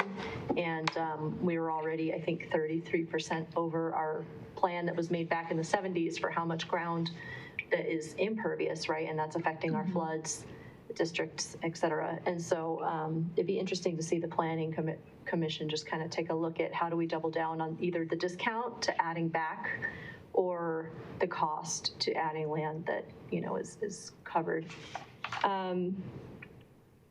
I really just want to say, again, thank you. I know a lot of counselors have said it, but thank you to the team that did this work. Thank you to staff who took so much time from their days to make this task force successful. And really big thank you, Councilor Zadi, for this suggestion. I think this was the right route for the city to take after so many years of discussion. And the goal really was for these task force members to be our ambassadors, right? Because now they better understand the structure and they can carry that message into the neighborhoods. And that's the goal. And so I'm really proud, honestly, of council, both liaisons, all the residents that were involved, and our staff for making this happen. I know it was a large lift, and I know that there was probably hesitation initially, and we made it happen. So that's just huge kudos. Thank you. I am a little curious, and so maybe when we go back around, I can get a little bit more feedback from Councilor Azadi on your thought around the initial ask about the tiers between the 0 to 4,000 and the 4 to 8, because my understanding is that we asked for further breakout of these tiers, and now we're combining them back together. And so I don't know that I fully understand that logic. So I'd like to hear more before I go one way or another. But I do know that what we're trying to do overall as a mission with this council is improve affordability for the largest majority of residents as possible. And so I hear that, and I want to help make that happen. I also don't know that we've run the numbers to know that that's affordable. So what I did hear is that this is going to cost us 1.5 as it's currently suggested, but there's a few different suggestions up here. So is that with the 1A suggestion? That was a multifamily. So just to clarify, the 1.5 million is the lost revenue moving from the multifamily 4-tier rate structure that's noted as the Water Task Force proposed rates to the decreased rates that's option 1A here. That's a loss of revenue of $1.5 million annually. Annually, in perpetuity. Correct. And we're saying that we can handle this, or are we not? We can. This we're comfortable with. Yeah. Okay. Is there any further context? I don't know what else to ask from there. So certainly this means fewer capital projects, fewer capital dollars in future years. I think where I begin to have more concern is when we talk about changing other tiers to a lower rate, because then we're compounding the impact, and we're talking about significantly less revenue then. So yeah, that would be the single family, correct, Councilor Sadi, that you brought up. Like if you go back to the other slide with single family, that you mentioned that tier 2 and bringing that down from the proposed rate from the task force of 450 down to 420, Brian, you would have to run the numbers to show, because that would be an additional reduction in our capital improvement plan, which, yeah, we'd have to see what that number is, but. Okay. And then ultimately, if we get to the questions that you have for us, like this task force, if we make this an ongoing task force, really, they would be readdressing these numbers very soon, come next year, I would assume, right? Because that means that they would have new suggestions for us based on going in depth over these numbers once again. Is that right? Yes, that could definitely be something that they do. So that would be the value, and they could come back with a recommendation after investigating that further. Okay. All right. I'm going to go quick one more questions and then we'll start polling. So Councilor Ireland, you've had your hand up. Could you go back to the sewer rates, please, for single family?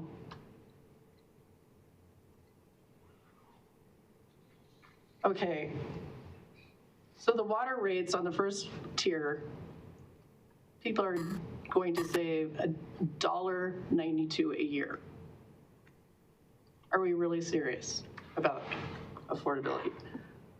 They're going to get it made up with the sewer charge, and the next year it'll pay $9 and something cents more for 2028 for water on the first tier.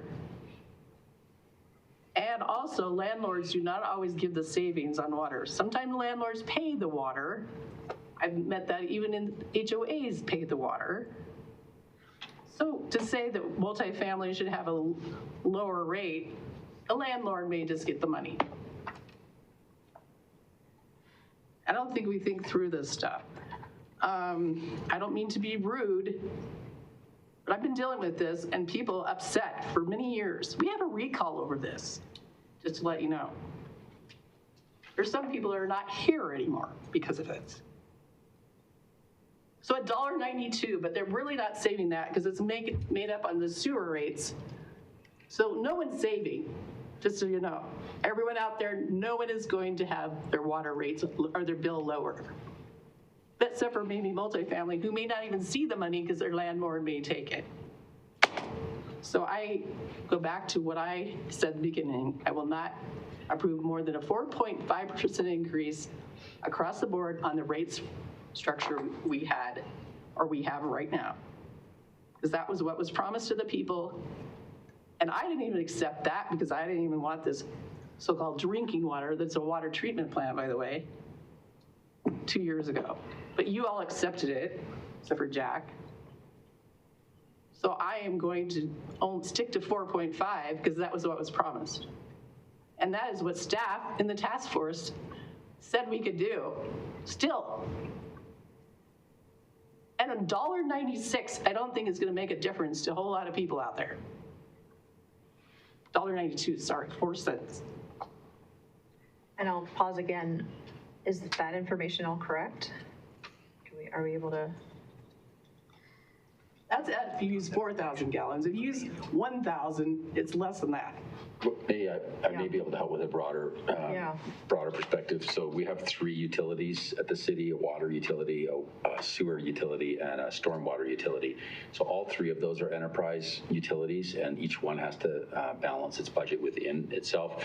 The focus historically in Westminster has been on water rates. However, each year we still also have to have sewer rates and stormwater rates, and although we present them together, we try not to conflate the 3 enterprise funds. And so even though the water rates may rise or be reduced, the sewer enterprise still has to have a balanced budget, and so does the stormwater. And one of the things that we would be looking at with the Utility Advisory Board would be rebranding our water bill, because it does create what Councillor Ireland described, which is this conflation between, I may have a reduced water rate, but you're making up for it in sewer.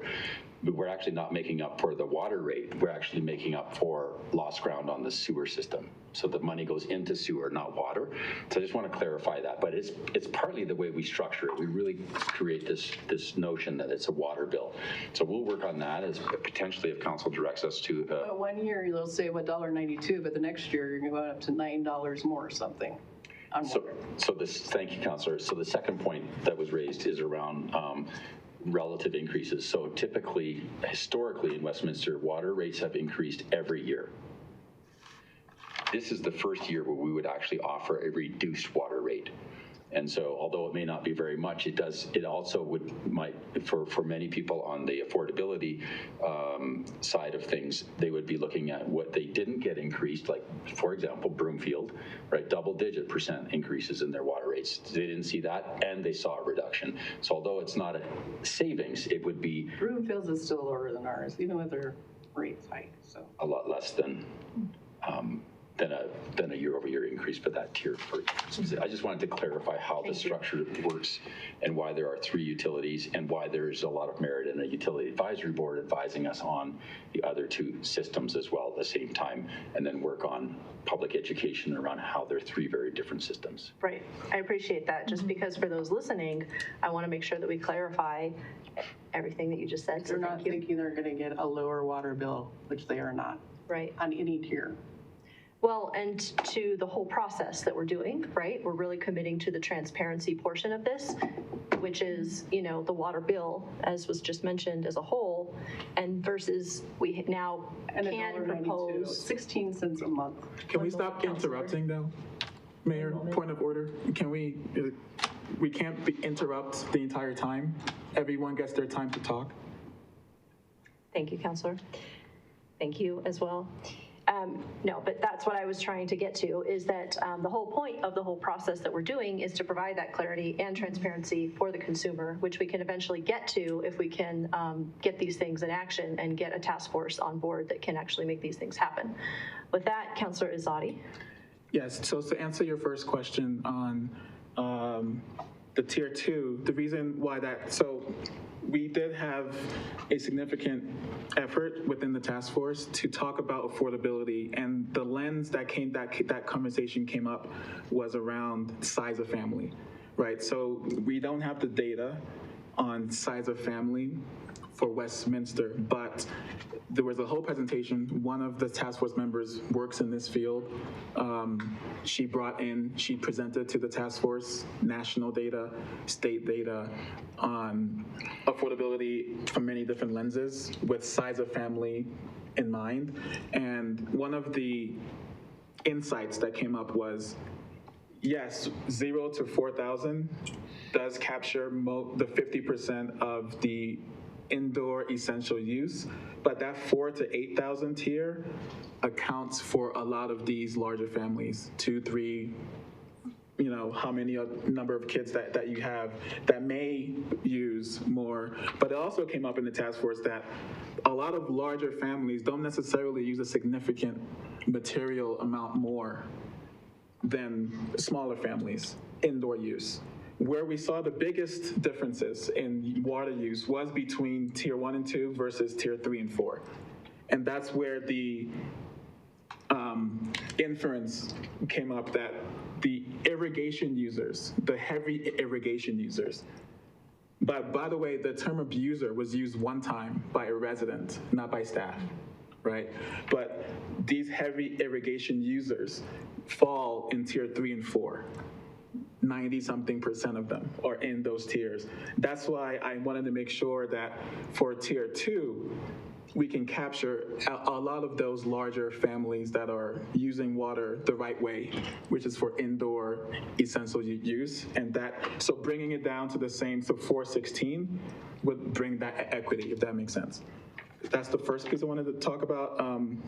So to backtrack to what some of Councilor Island has been discussing here, one thing I want to just say is one of the benefits of having 2 liaisons to the task force is that we both had the opportunity within all these hours of the task force to bring up, these outside perspectives, to bring up what we've seen over the years from residents, community perspective within the task force, and I certainly did, right?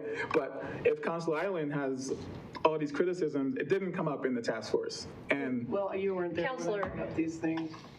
Counselor, that will be the last interruption. I was there for every single meeting, including the tour, where we talked about a lot of the questions that she now has. We answered a lot of these questions throughout all of these meetings. So my, not frustration, but my advice for anyone who's going to be on a task force, if you're on city council, make sure you use that time wisely, because the residents who were on that task force took the time, they pre-studied the agenda items. We had a lot of documents also that came with being a task force member. They read at home, they studied it, they came in, they asked questions, they got their questions answered. They were good actors, meaning they came in wanting to do good. And they did, and they learned a lot. We all learned a lot. Really intricate details of this complex operational system that we have. So it's almost insulting to sit there and pretend like there were so many questions open-ended that were not answered, because that's just not true.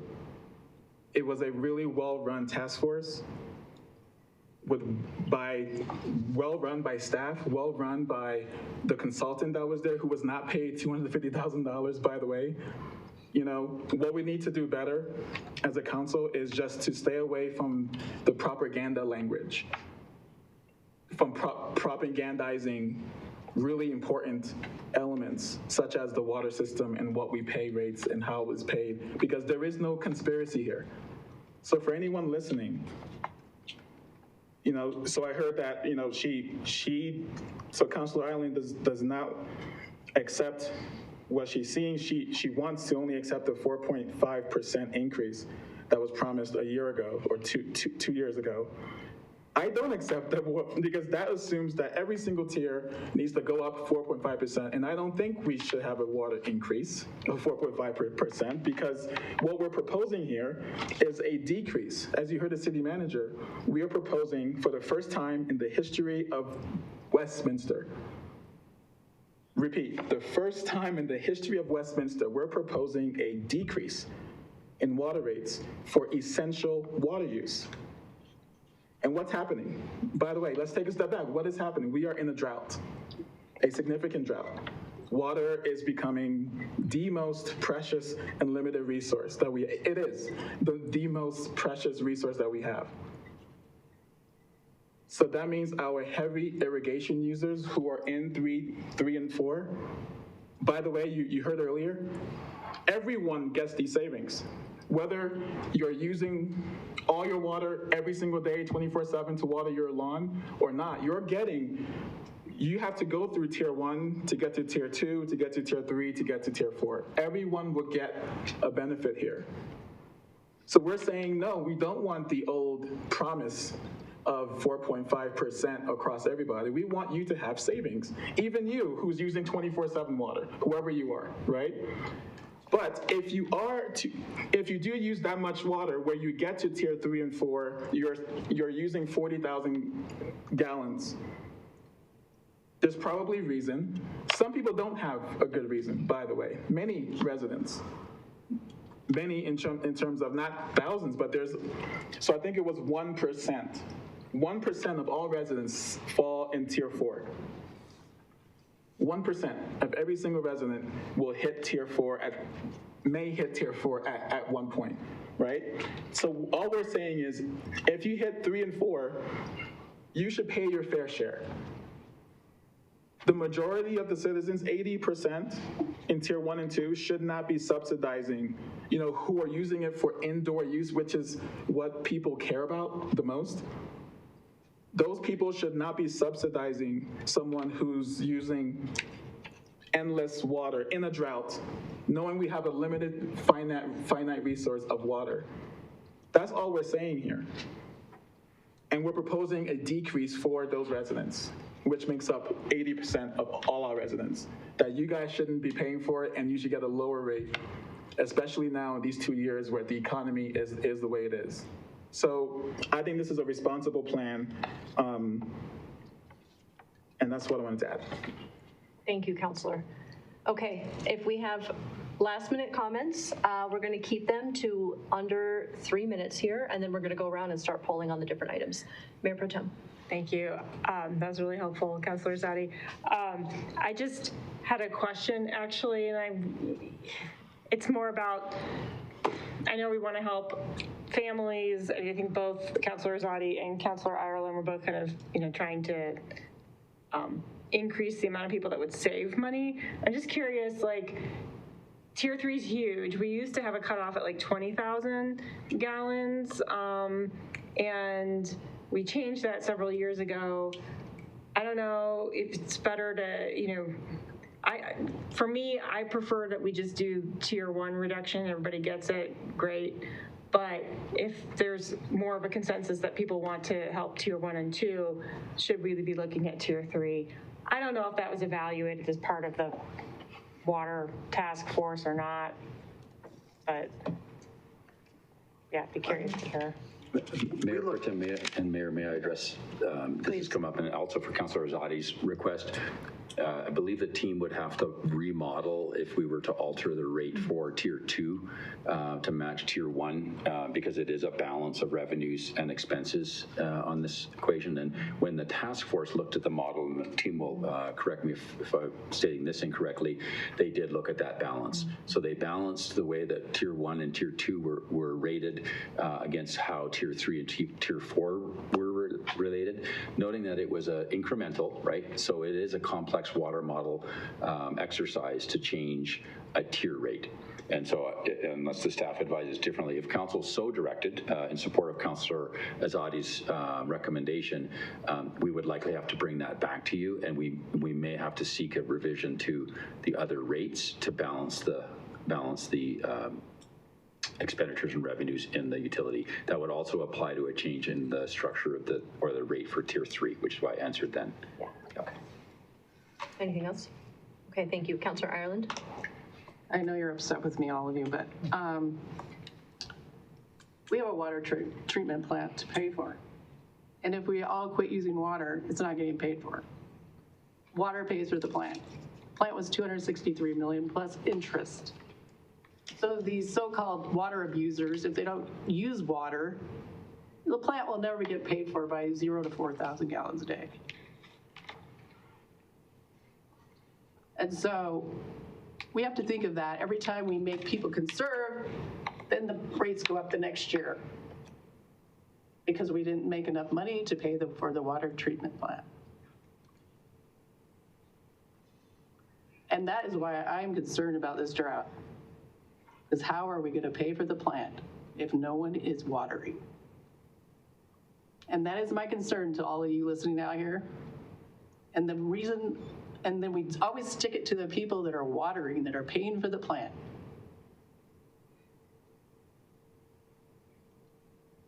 Councilor Hott. I'll be very quick. So I have a 10,000 step challenge for myself every day. So I walk to Stanley Lake almost every single day. And I really appreciate City Manager Andrews. He had an email to a resident explaining where we're at with our voluntary water restrictions. If we do not save water with our voluntary water restrictions, we will go to mandatory water restrictions. So we have to save water. So even the people spending are using over 40,000 gallons a month will be on mandatory water restrictions if everybody doesn't bring down our water. What's more important than paying for our water treatment center is our residents having enough water to drink. That is what's most important. So I am not worried about people conserving water, because if they don't conserve water, they will be forced. Nobody's being forced right now. It's all voluntary. And if we don't save water, it will be mandatory and it will be forced. And nobody wants that. I think we're ready to move on to polling. Thank you, staff, for your patience as we get through this. We're going to go to the first question, which I think was about the Water Task Force. Yes, it is. And so we're just going to do a quick, now, I do have several questions about what the makeup of this task force will look like. However, I am a proponent for the task force, and so I'm going to save my questions for when that comes back around to us so that I can get a better idea of what all they'll be doing, how frequently, et cetera. So I'm just going to go around real quick. Councilor Zadi. And I'll add that I also have questions on I assume it's the same group. That would be the ideal because we spent a lot of time training up that group of people. We don't want to train up a whole new set of people. That takes another year just to get ready. So, but the second piece is the name. I hope we can adjust that to include affordability, to keep that element in there somehow. Because it shouldn't just be an advisory board. It should be some lens. I mean, what's the lens? And I think the lens should stick with affordability. But I'm a yes. Thank you, Councilor. Very long yes. Thank you. And to your point just now, feel free, Council, to offer your comments and then your poll since we're trying to get through these. Councilor Hott. Yes. Thank you. No, they were all not from our city, for one thing. And I don't even know what it costs for the consultants still. And I don't think it's necessary because I think our staff did a fine job of telling us how much we needed to charge for water. They are there, they did a fine job of it. And I don't think we needed outside people to tell us. And the residents weren't all residents, by the way, of our city. Thank you, Councilor. I'm a yes.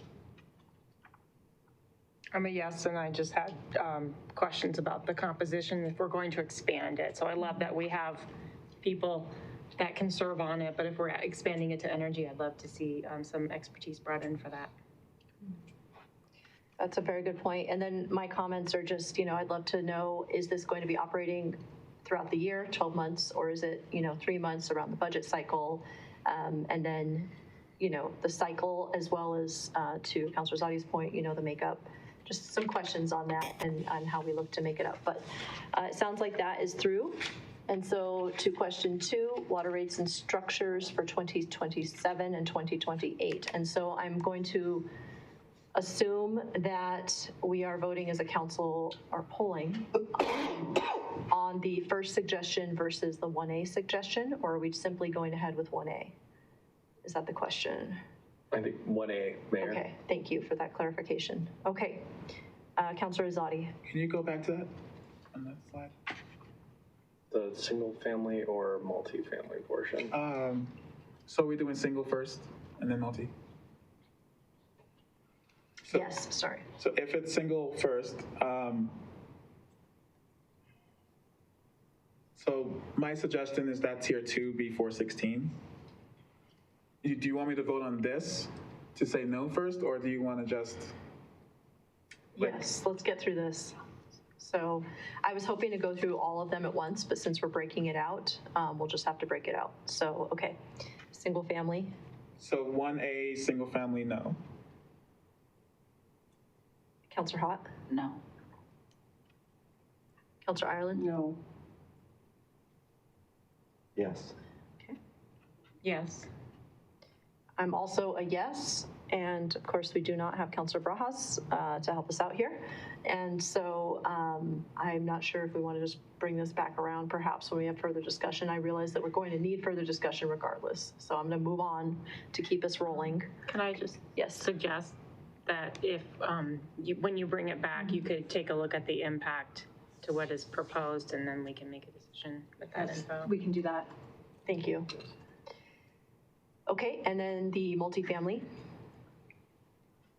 So 1A, multifamily, yes. Thank you. Councilor Hott. Yes. Councilor Ireland. No.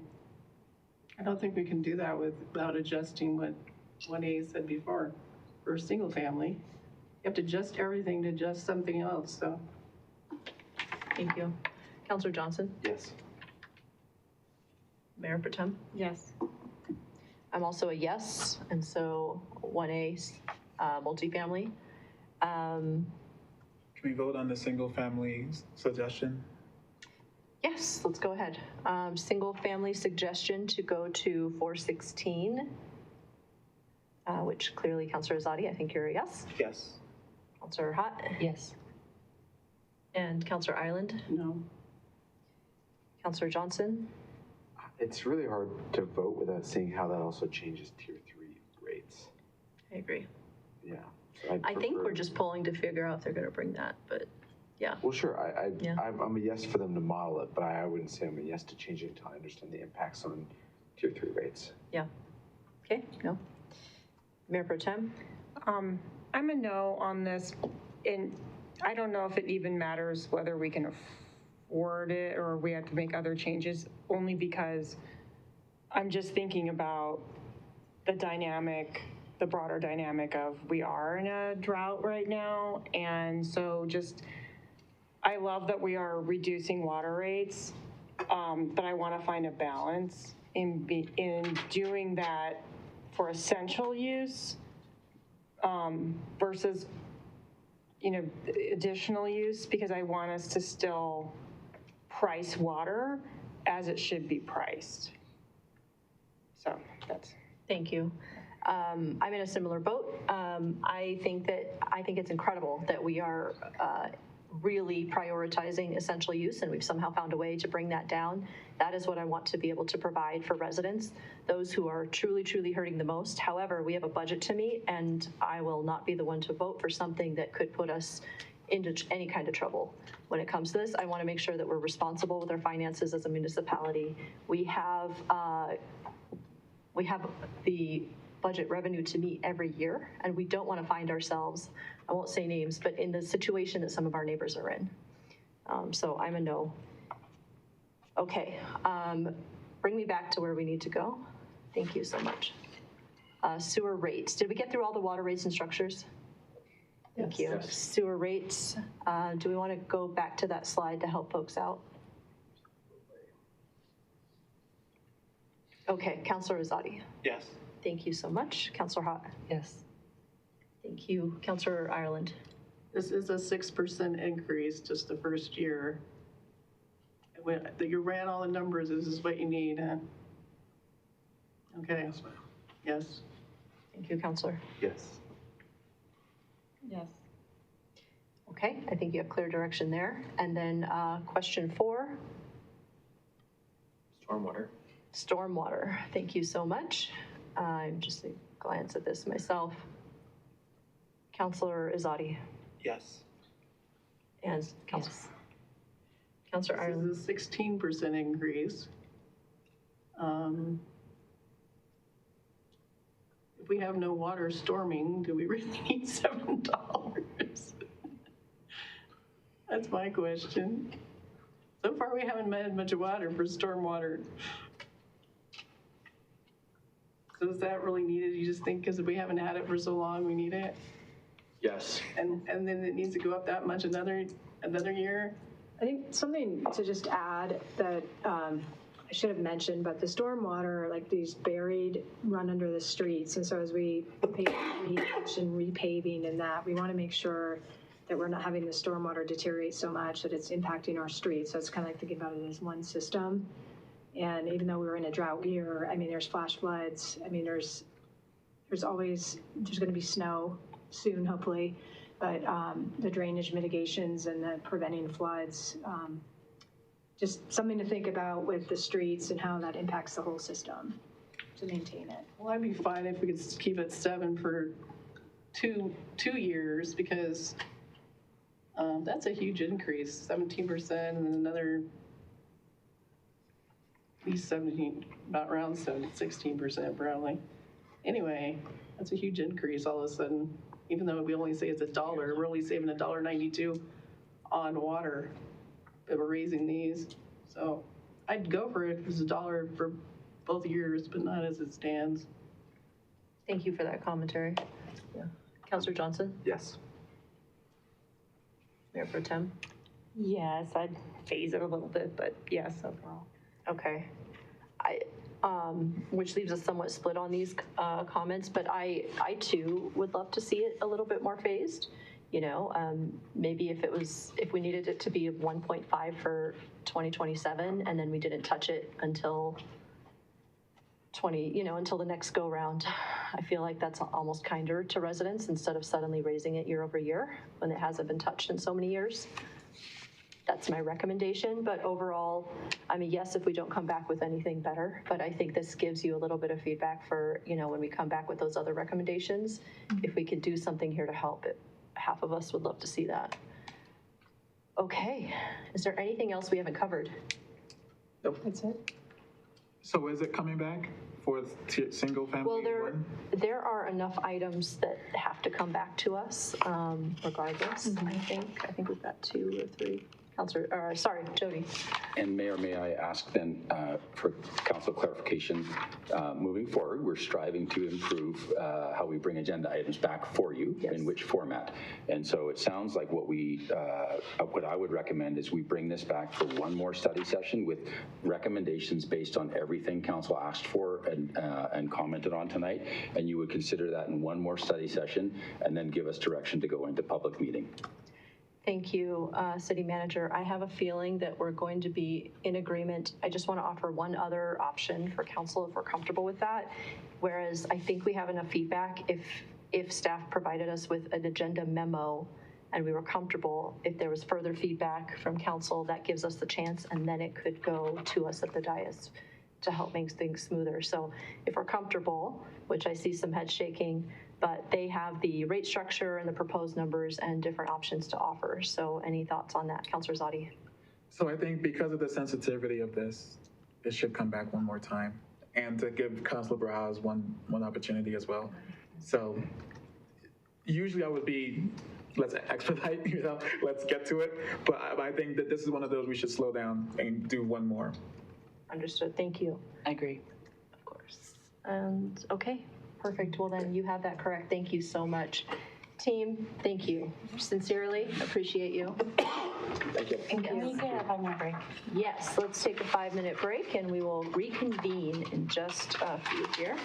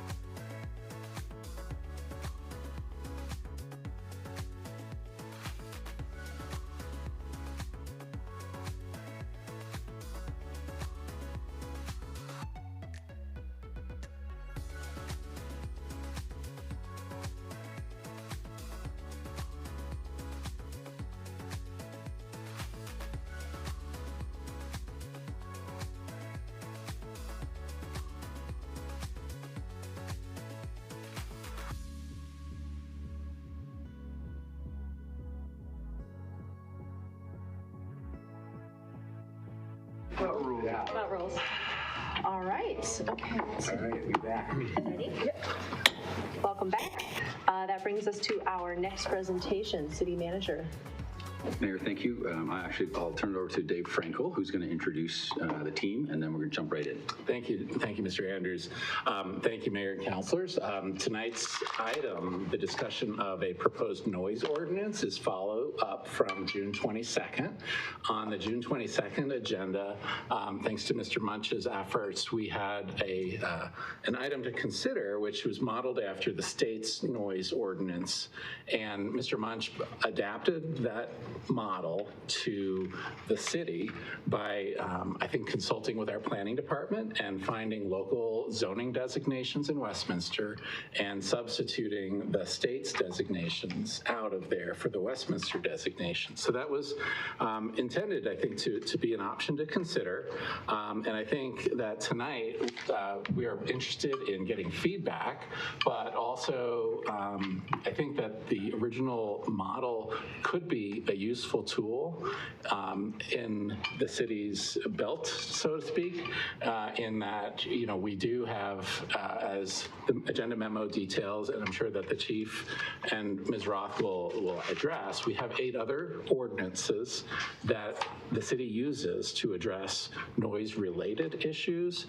I would just suggest that this proposal could be a 9th tool for the city to consider, and it is, to my understanding, it would be the one tool that would be specific as to decibel levels. I don't know that our other 8 code sections identify specific decibel levels, and there might be a place for something of this nature to consider. And I'll turn it now to Chief Hobart and Jenna Roth. Thank you. Welcome. Thank you. Thank you, Mayor Pro Tem, councilors, for those in the audience and those online, Norm Hobart, Police Chief. Appreciate the time being here. Like City Attorney Frankel said, this is following up from June 22nd. We brought the noise ordinance forward. Didn't do so well, so we're back to receive input from council, but also to talk about the other 8 ordinances that are there and how we currently enforce those ordinances. So I don't know if turn it over to Ms. Roth if you want to talk about the ordinances themselves, just the law piece of it, and then I can talk about the enforcement. Sure. So as Mr. Frankel said, we have 8 ordinances currently on the books that do address noise in some fashion.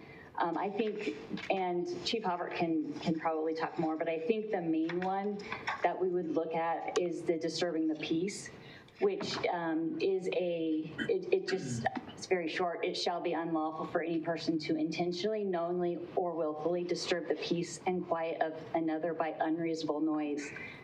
So it's a more subjective standard. It's just unreasonable noise versus what was proposed or what's being proposed potentially would be a decibel. I believe that is what would capture the majority of noise complaints that the city receives.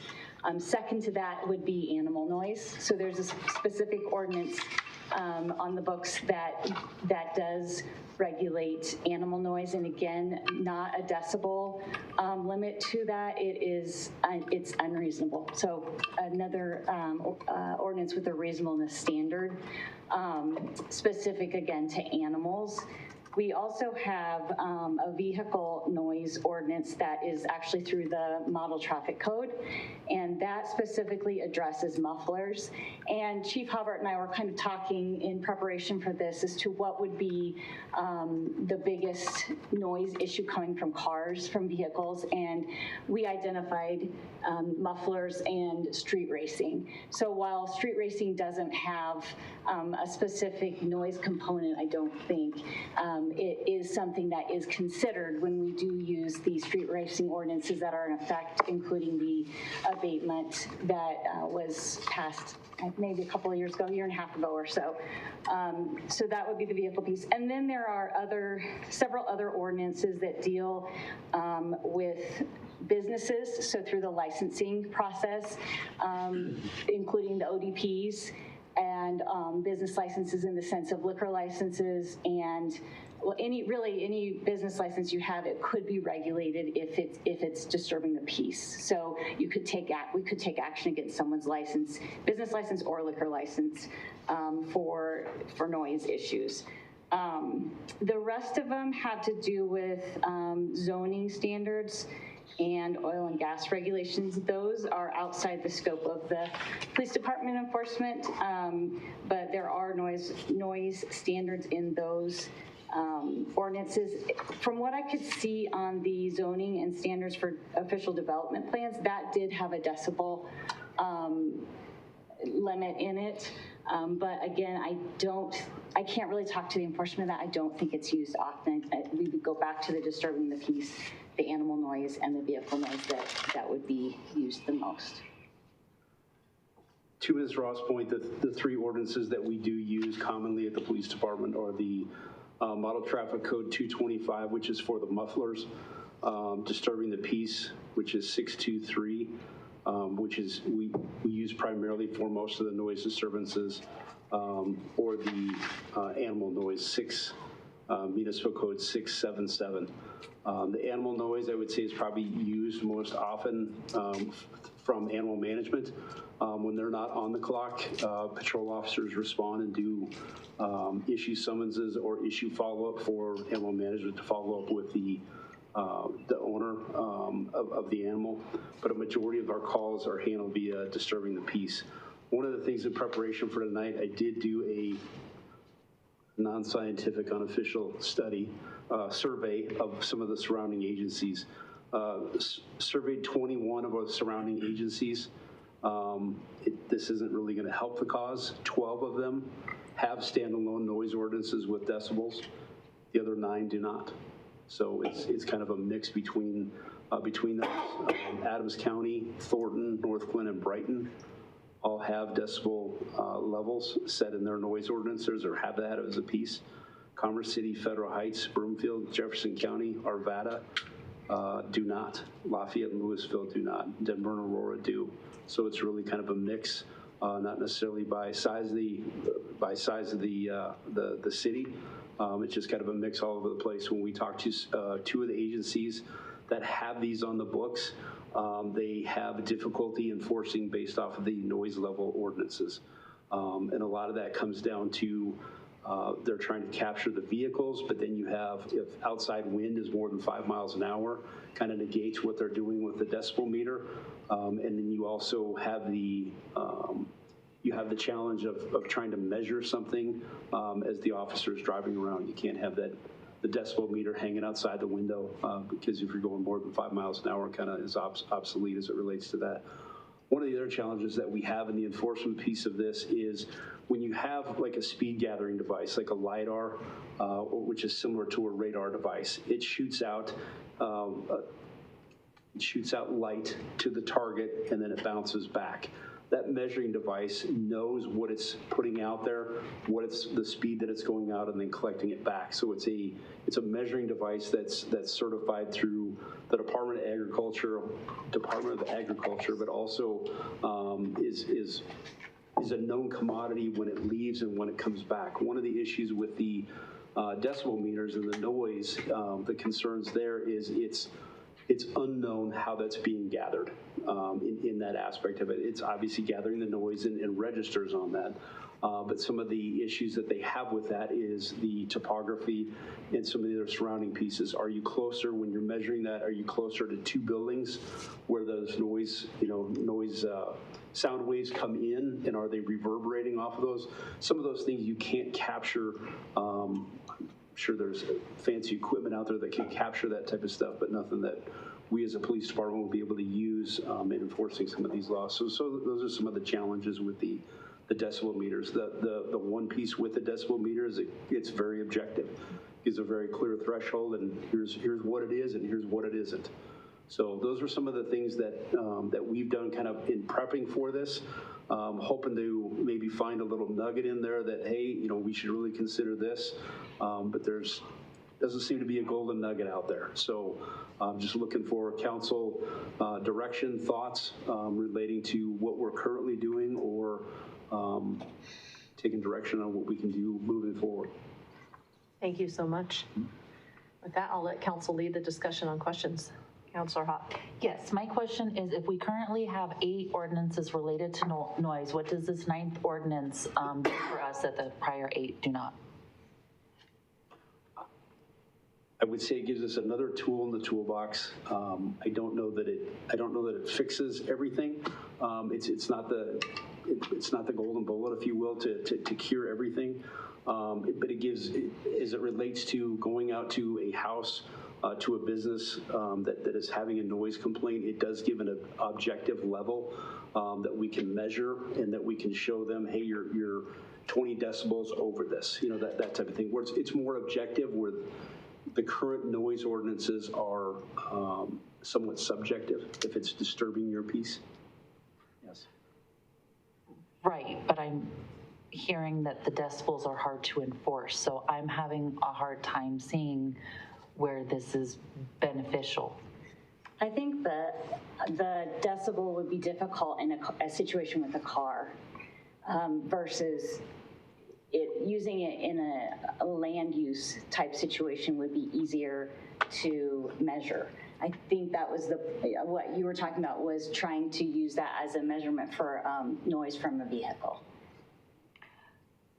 Okay. I just don't think a lot of people have like decibel meters hanging out at their house. And so it sounds like, and before I was on council, I had to call you for a noise issue. My neighbor decided with all their windows open, they were gonna do indoor construction, and we lived in a cul-de-sac, and that noise with the nail guns or whatever just bounced off and I couldn't sleep. I didn't have air conditioning, I had to have my windows open. I'm guessing that's why their windows were open too. And you guys fixed it for me so I could go to sleep.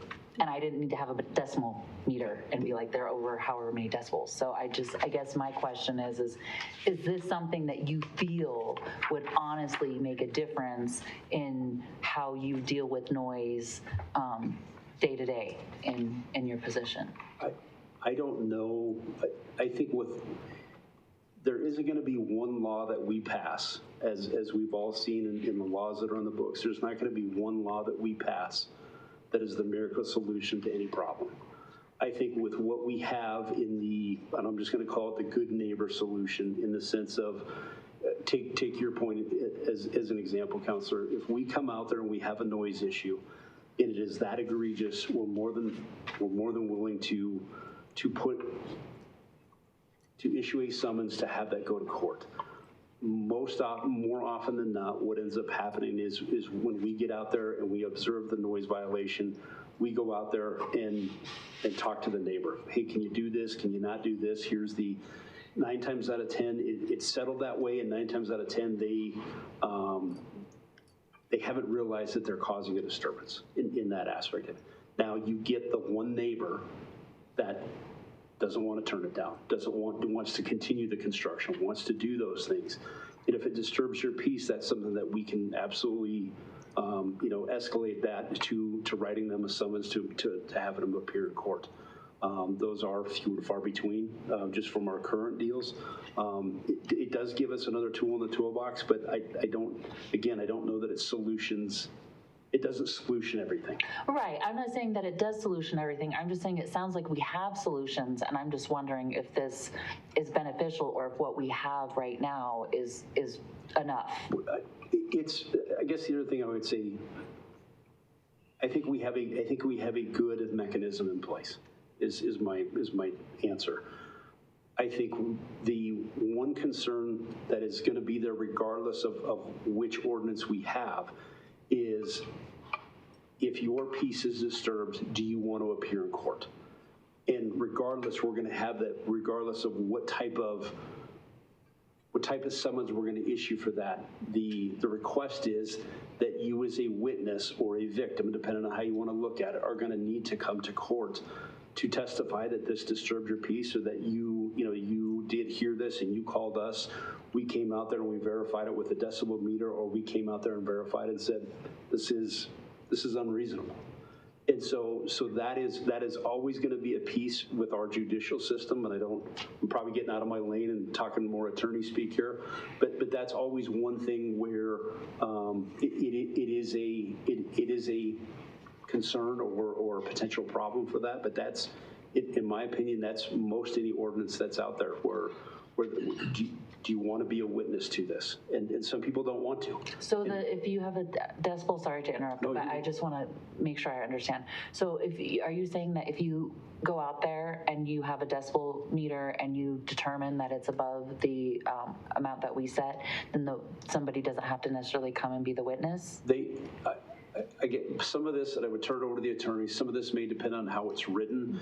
Normally speaking, I'll just say a court process, if we get called out to the house and we know who the complainant is or who the witness is that also witnesses, they're going to be endorsed to appear in court as well. Doesn't mean that they have to be, but I guess I would turn it over to the attorneys. Yeah, and I would just, Go ahead. Jenna, correct me if I'm wrong, but I think that the question of who the witness would be could be impacted by an ordinance like this, because the resident whose peace is disturbed unreasonably is a witness, but an officer with a meter measures the noise level.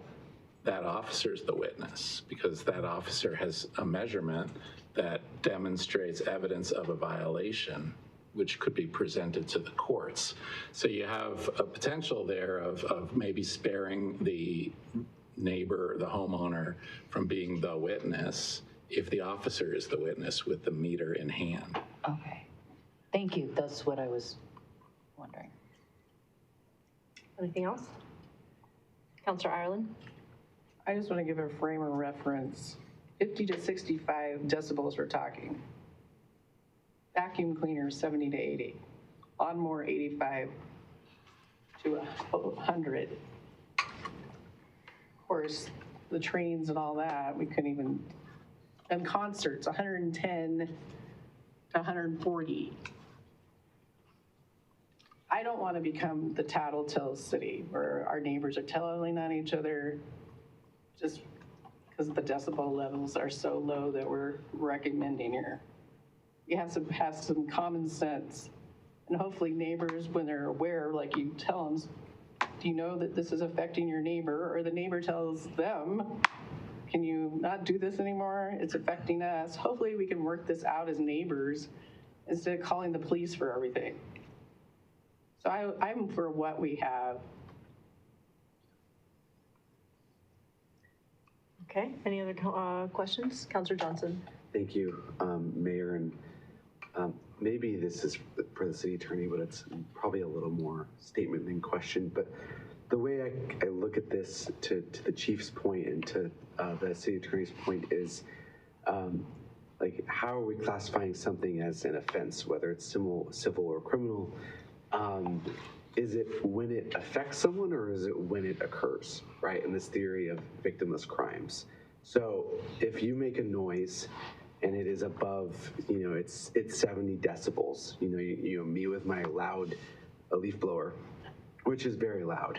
But my neighbor doesn't care because I'm blowing his driveway off too.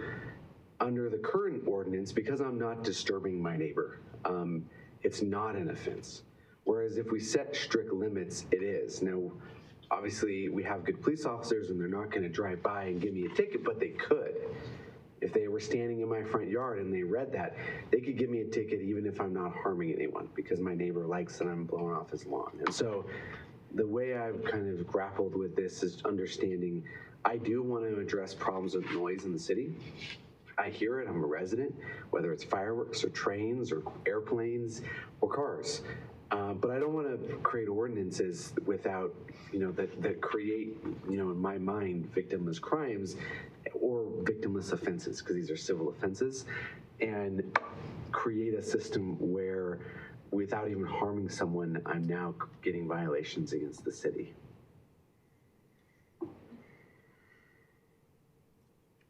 Mayor Pro Tem? I go back and forth on this because I worked in a state that had more restrictive noise ordinances, and then I came to Colorado and I was like, what's the deal? I've had a lot of years to get used to the regulatory climate here. One of the interesting stories that we had in issue with noise. I remember the Westin had an outdoor seating area that had music playing, and the residences nearby were complaining about the, and they had kind of concerts in the evenings too, and there was a need to sort of address the residents' concerns that it was just pretty loud, and so that I know that we did go out, we had police officers go out, I believe, and do some measuring, and you're supposed to be within a certain amount of feet inside the property that's supposed to be affected. You make the measurement, or I don't know how exact it was. But long story short, they did find that it was kind of loud, and so they did work with the West End, or Kachina maybe it was at the time, to get the noise resolved. So to some degree, I like that there are some parameters in terms of noise and what's disturbing, you know, what's reasonable versus not. So to some extent, I do like the numbers being there. I guess I'm not as concerned about somebody just walking up and saying you're using a leaf blower, because we don't have, you know, the staffing to have like the proactive level to deliver those kinds of tickets. I just feel like it's a good guidance. Also for construction noise, that can be impactful too, as Councilor Hott has attested to. And we don't have a ton of construction activity in the city, but again, having some guidelines is helpful. So I lean towards it. I understand the complexities and the difficulty of measuring, the measurement side of it. I just have seen some good outcomes come from it. So I'd be open to us getting some decibels down on paper. Yeah. Yes. Thank you. And Mayor Pro Tem, as I think about the specific, how a noise limit, a specific noise limit might have been imposed on a commercial enterprise, might it have been through the ODP? Because I know the criteria for ODP approval definitely consider impacts of the uses, but I don't see in the ODP ordinance a specific threshold for decibels. I wonder if that ODP might have, for the promenade, potentially adopted its own decibel limit? Yeah, it's too fuzzy for me to remember what exactly we used as a basis, because I wasn't in the code enforcement business in those days. But I know that we just, we did use, I don't know if it was even in the PD, but it was just like we had to go out and measure and, just to better understand what the impact, if there really was an impact. So I don't think we usually have that kind of info in PDs. It would be unusual. Yeah. I don't recall seeing it, but I wonder if it might be. The other aspect of your concern, well, construction specifically is addressed in this, in the state's approach, and that is to say construction projects are subject to the maximum noise levels for industrial zones, which are slightly higher than residential, but it is specifically for the period during which construction is to be completed pursuant to construction permits. So I wonder if the city in its permitting could impose like hours of construction during which it's allowed, outside of which it's forbidden, might mitigate impacts on neighbors. Yeah, I could be behind that too. I just like having a little more numbers to work with, and if it's better to have it in a permit, great. Okay. Councilor Hott? Yeah, I just had a quick question regarding that. It was 1:30 in the morning. That's the only reason I called. Like I'm not gonna like put on clothes and go to neighbors I've never met before. Like it was 1:30 in the morning. I was in bed, couldn't sleep, and so I think a time where like our attorney was saying, construction between these hours would have mitigated that. I don't want to call, but it was 1:30 in the morning and there was no sleep to be had, and I'm sure I was not the only neighbor. So I think that a time where that would be allowed would fix that issue. Councilor Zadi. I'll start by saying I'm pretty much right in the middle on this. So I'm more curious. So I think it was you, Mayor, that led this, right? So I'm curious to hear your thoughts more than my own on this. And however it votes, I like to vote last if it's possible because I don't really have a horse in this. However, I do have one question, and my one question is linked to when this first came to us. My question then remains my question now, which is the original ordinance was not going to address several things, so from a resident feedback standpoint, the complaints I've heard about, if I was to summarize it, in 4 categories, the most have been airplanes, which we can't regulate, which is not included still, right? Correct. It's construction, which we're saying we can, maybe with time or decibel. It's city-related projects, not just private construction. City noise, keeping residents protected from city noise, and street racing. Are we saying that those are now included with all of this? Or are we saying that those are still the exceptions? Like, it won't cover those anyway? I'm just curious if that has changed. That hasn't changed. I don't think that the draft addresses aircraft. I think the city is preempted by FAA. The city doesn't have the jurisdiction over the railroads, so that's not included either. But as far as city activities, that is still exempted out, and the state's approach is to identify specific governmental functions like festivals, concerts, fireworks. I know that road work is noisy when we have to replace roads. So no, this current draft, as the state's approach, does not address governmental operations. So that hasn't changed. And street racing is still out. Well, street racing is illegal, and we regulate the noise impacts associated through mufflers through our noise related to vehicles ordinance, correct, Chief? Yes. So, Councilor Zadi, to your point, we would enforce the mufflers. We would enforce the noise piece of street racing with a muffler ordinance in the state law that's currently on the books. To me, I'll say the bigger concern there, outside of the noise, is the actual street racing, and we would have street racing ordinances, both municipal and state, as well as as well as if we had an egregious violation, the asset forfeiture piece of that, to put that into municipal court, something that the council passed a couple years ago. That piece of that. So that is still a piece. That's a piece of that. I guess what I would say is the street racing, to me, is yes, there's noise generating, but the issue there is the actual speed and the danger to the public, as opposed to when we're out there enforcing those, we would absolutely be enforcing the muffler piece of that as well. But I would assume that if there's street racing, that would be the primary focus, and then the noise would be a secondary focus on that. So I guess my question to whomever the proponents are on council, I would just love to still hear, what the benefits would be of voting yes. What use cases specifically this would be for. Thank you. Any other questions before I question? Okay.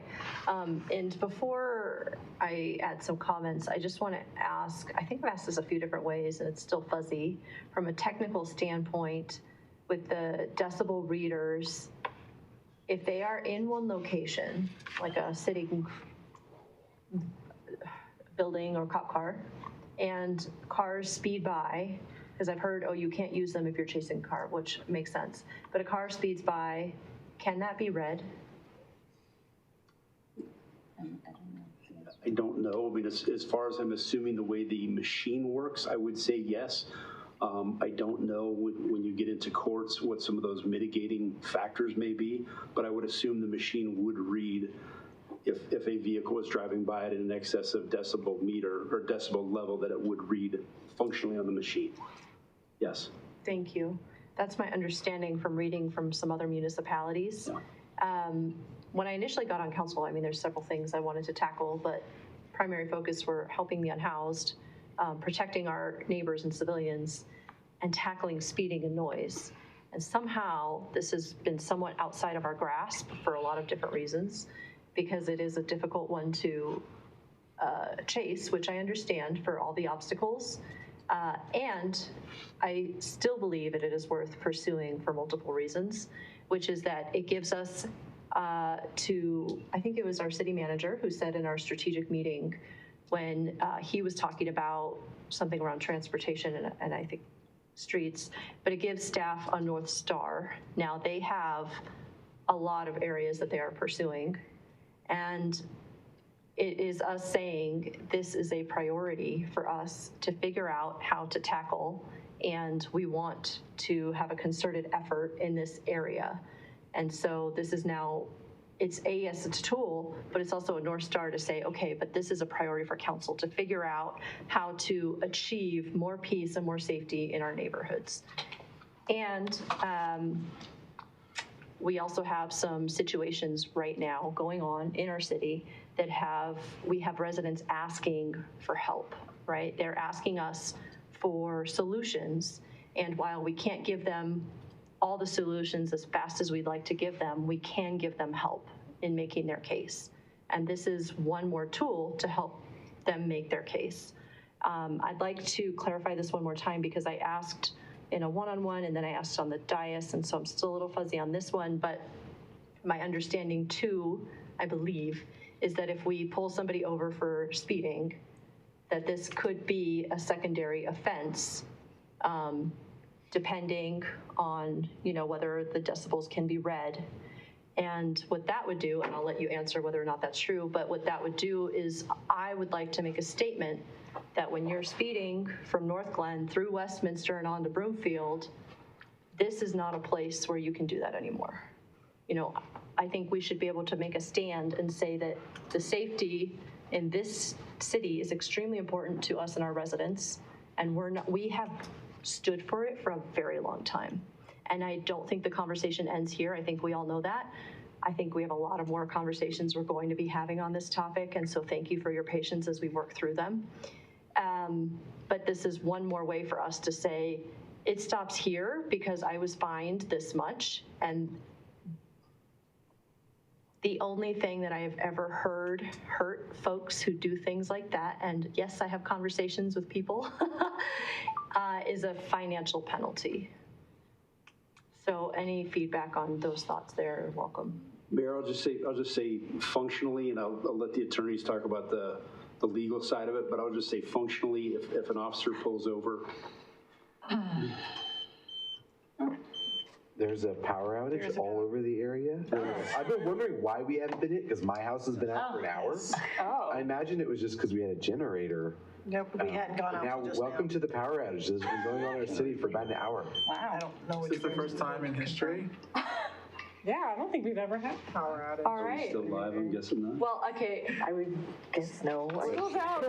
Speaking of energy. I've been texting us. Well, let's let everybody, if we can just give Abby a moment to function, to figure out where we're at. And then I'm sure we'll probably be out here in just a few minutes, but let's not cause chaos. Let's let her work. Just slip into the control room. We have computers. Yeah. Well, Yeah. Councilor Johnson, while she's working on that, the Excel is advising 1 to 3 hours. 1 to 3? 1 to 3 before Where they can is have it? 88th and Eaton. 88 and even, what did Right they next do? to, Well, Out there. Cottonwood. I believe a cottonwood fell into a power box, but the, Oh, that's a big So this isn't coming back anytime soon. those trees, well, man. I don't We're know. just checking to whether our emergency backup will fire us back up. It fired the police. The PD's on generator right Yeah, now. PD's on generator, but we're just checking to see. ours came. Ours is at break, by the way. What? So I don't know if people can hear us, but Webcast. yeah. Oh, yeah, and actually, let me.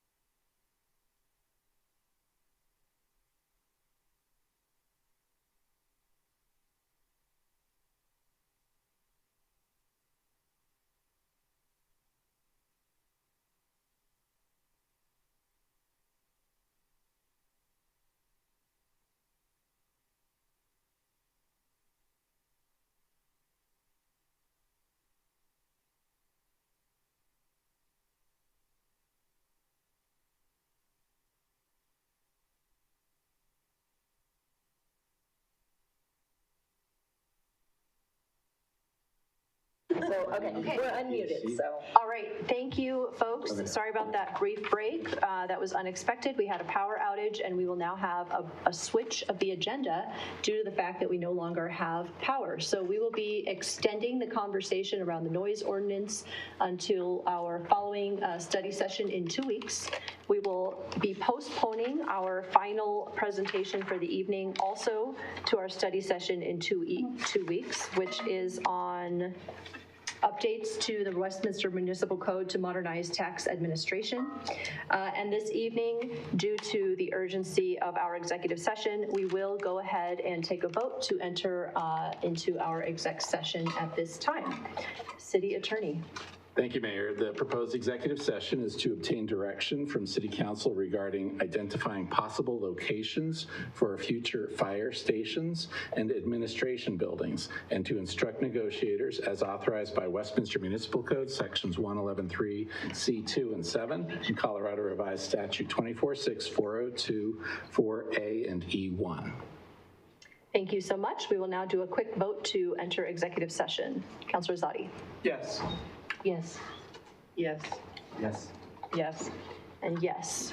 Thank you all so much. We will now be switching off and turning over. Thank you.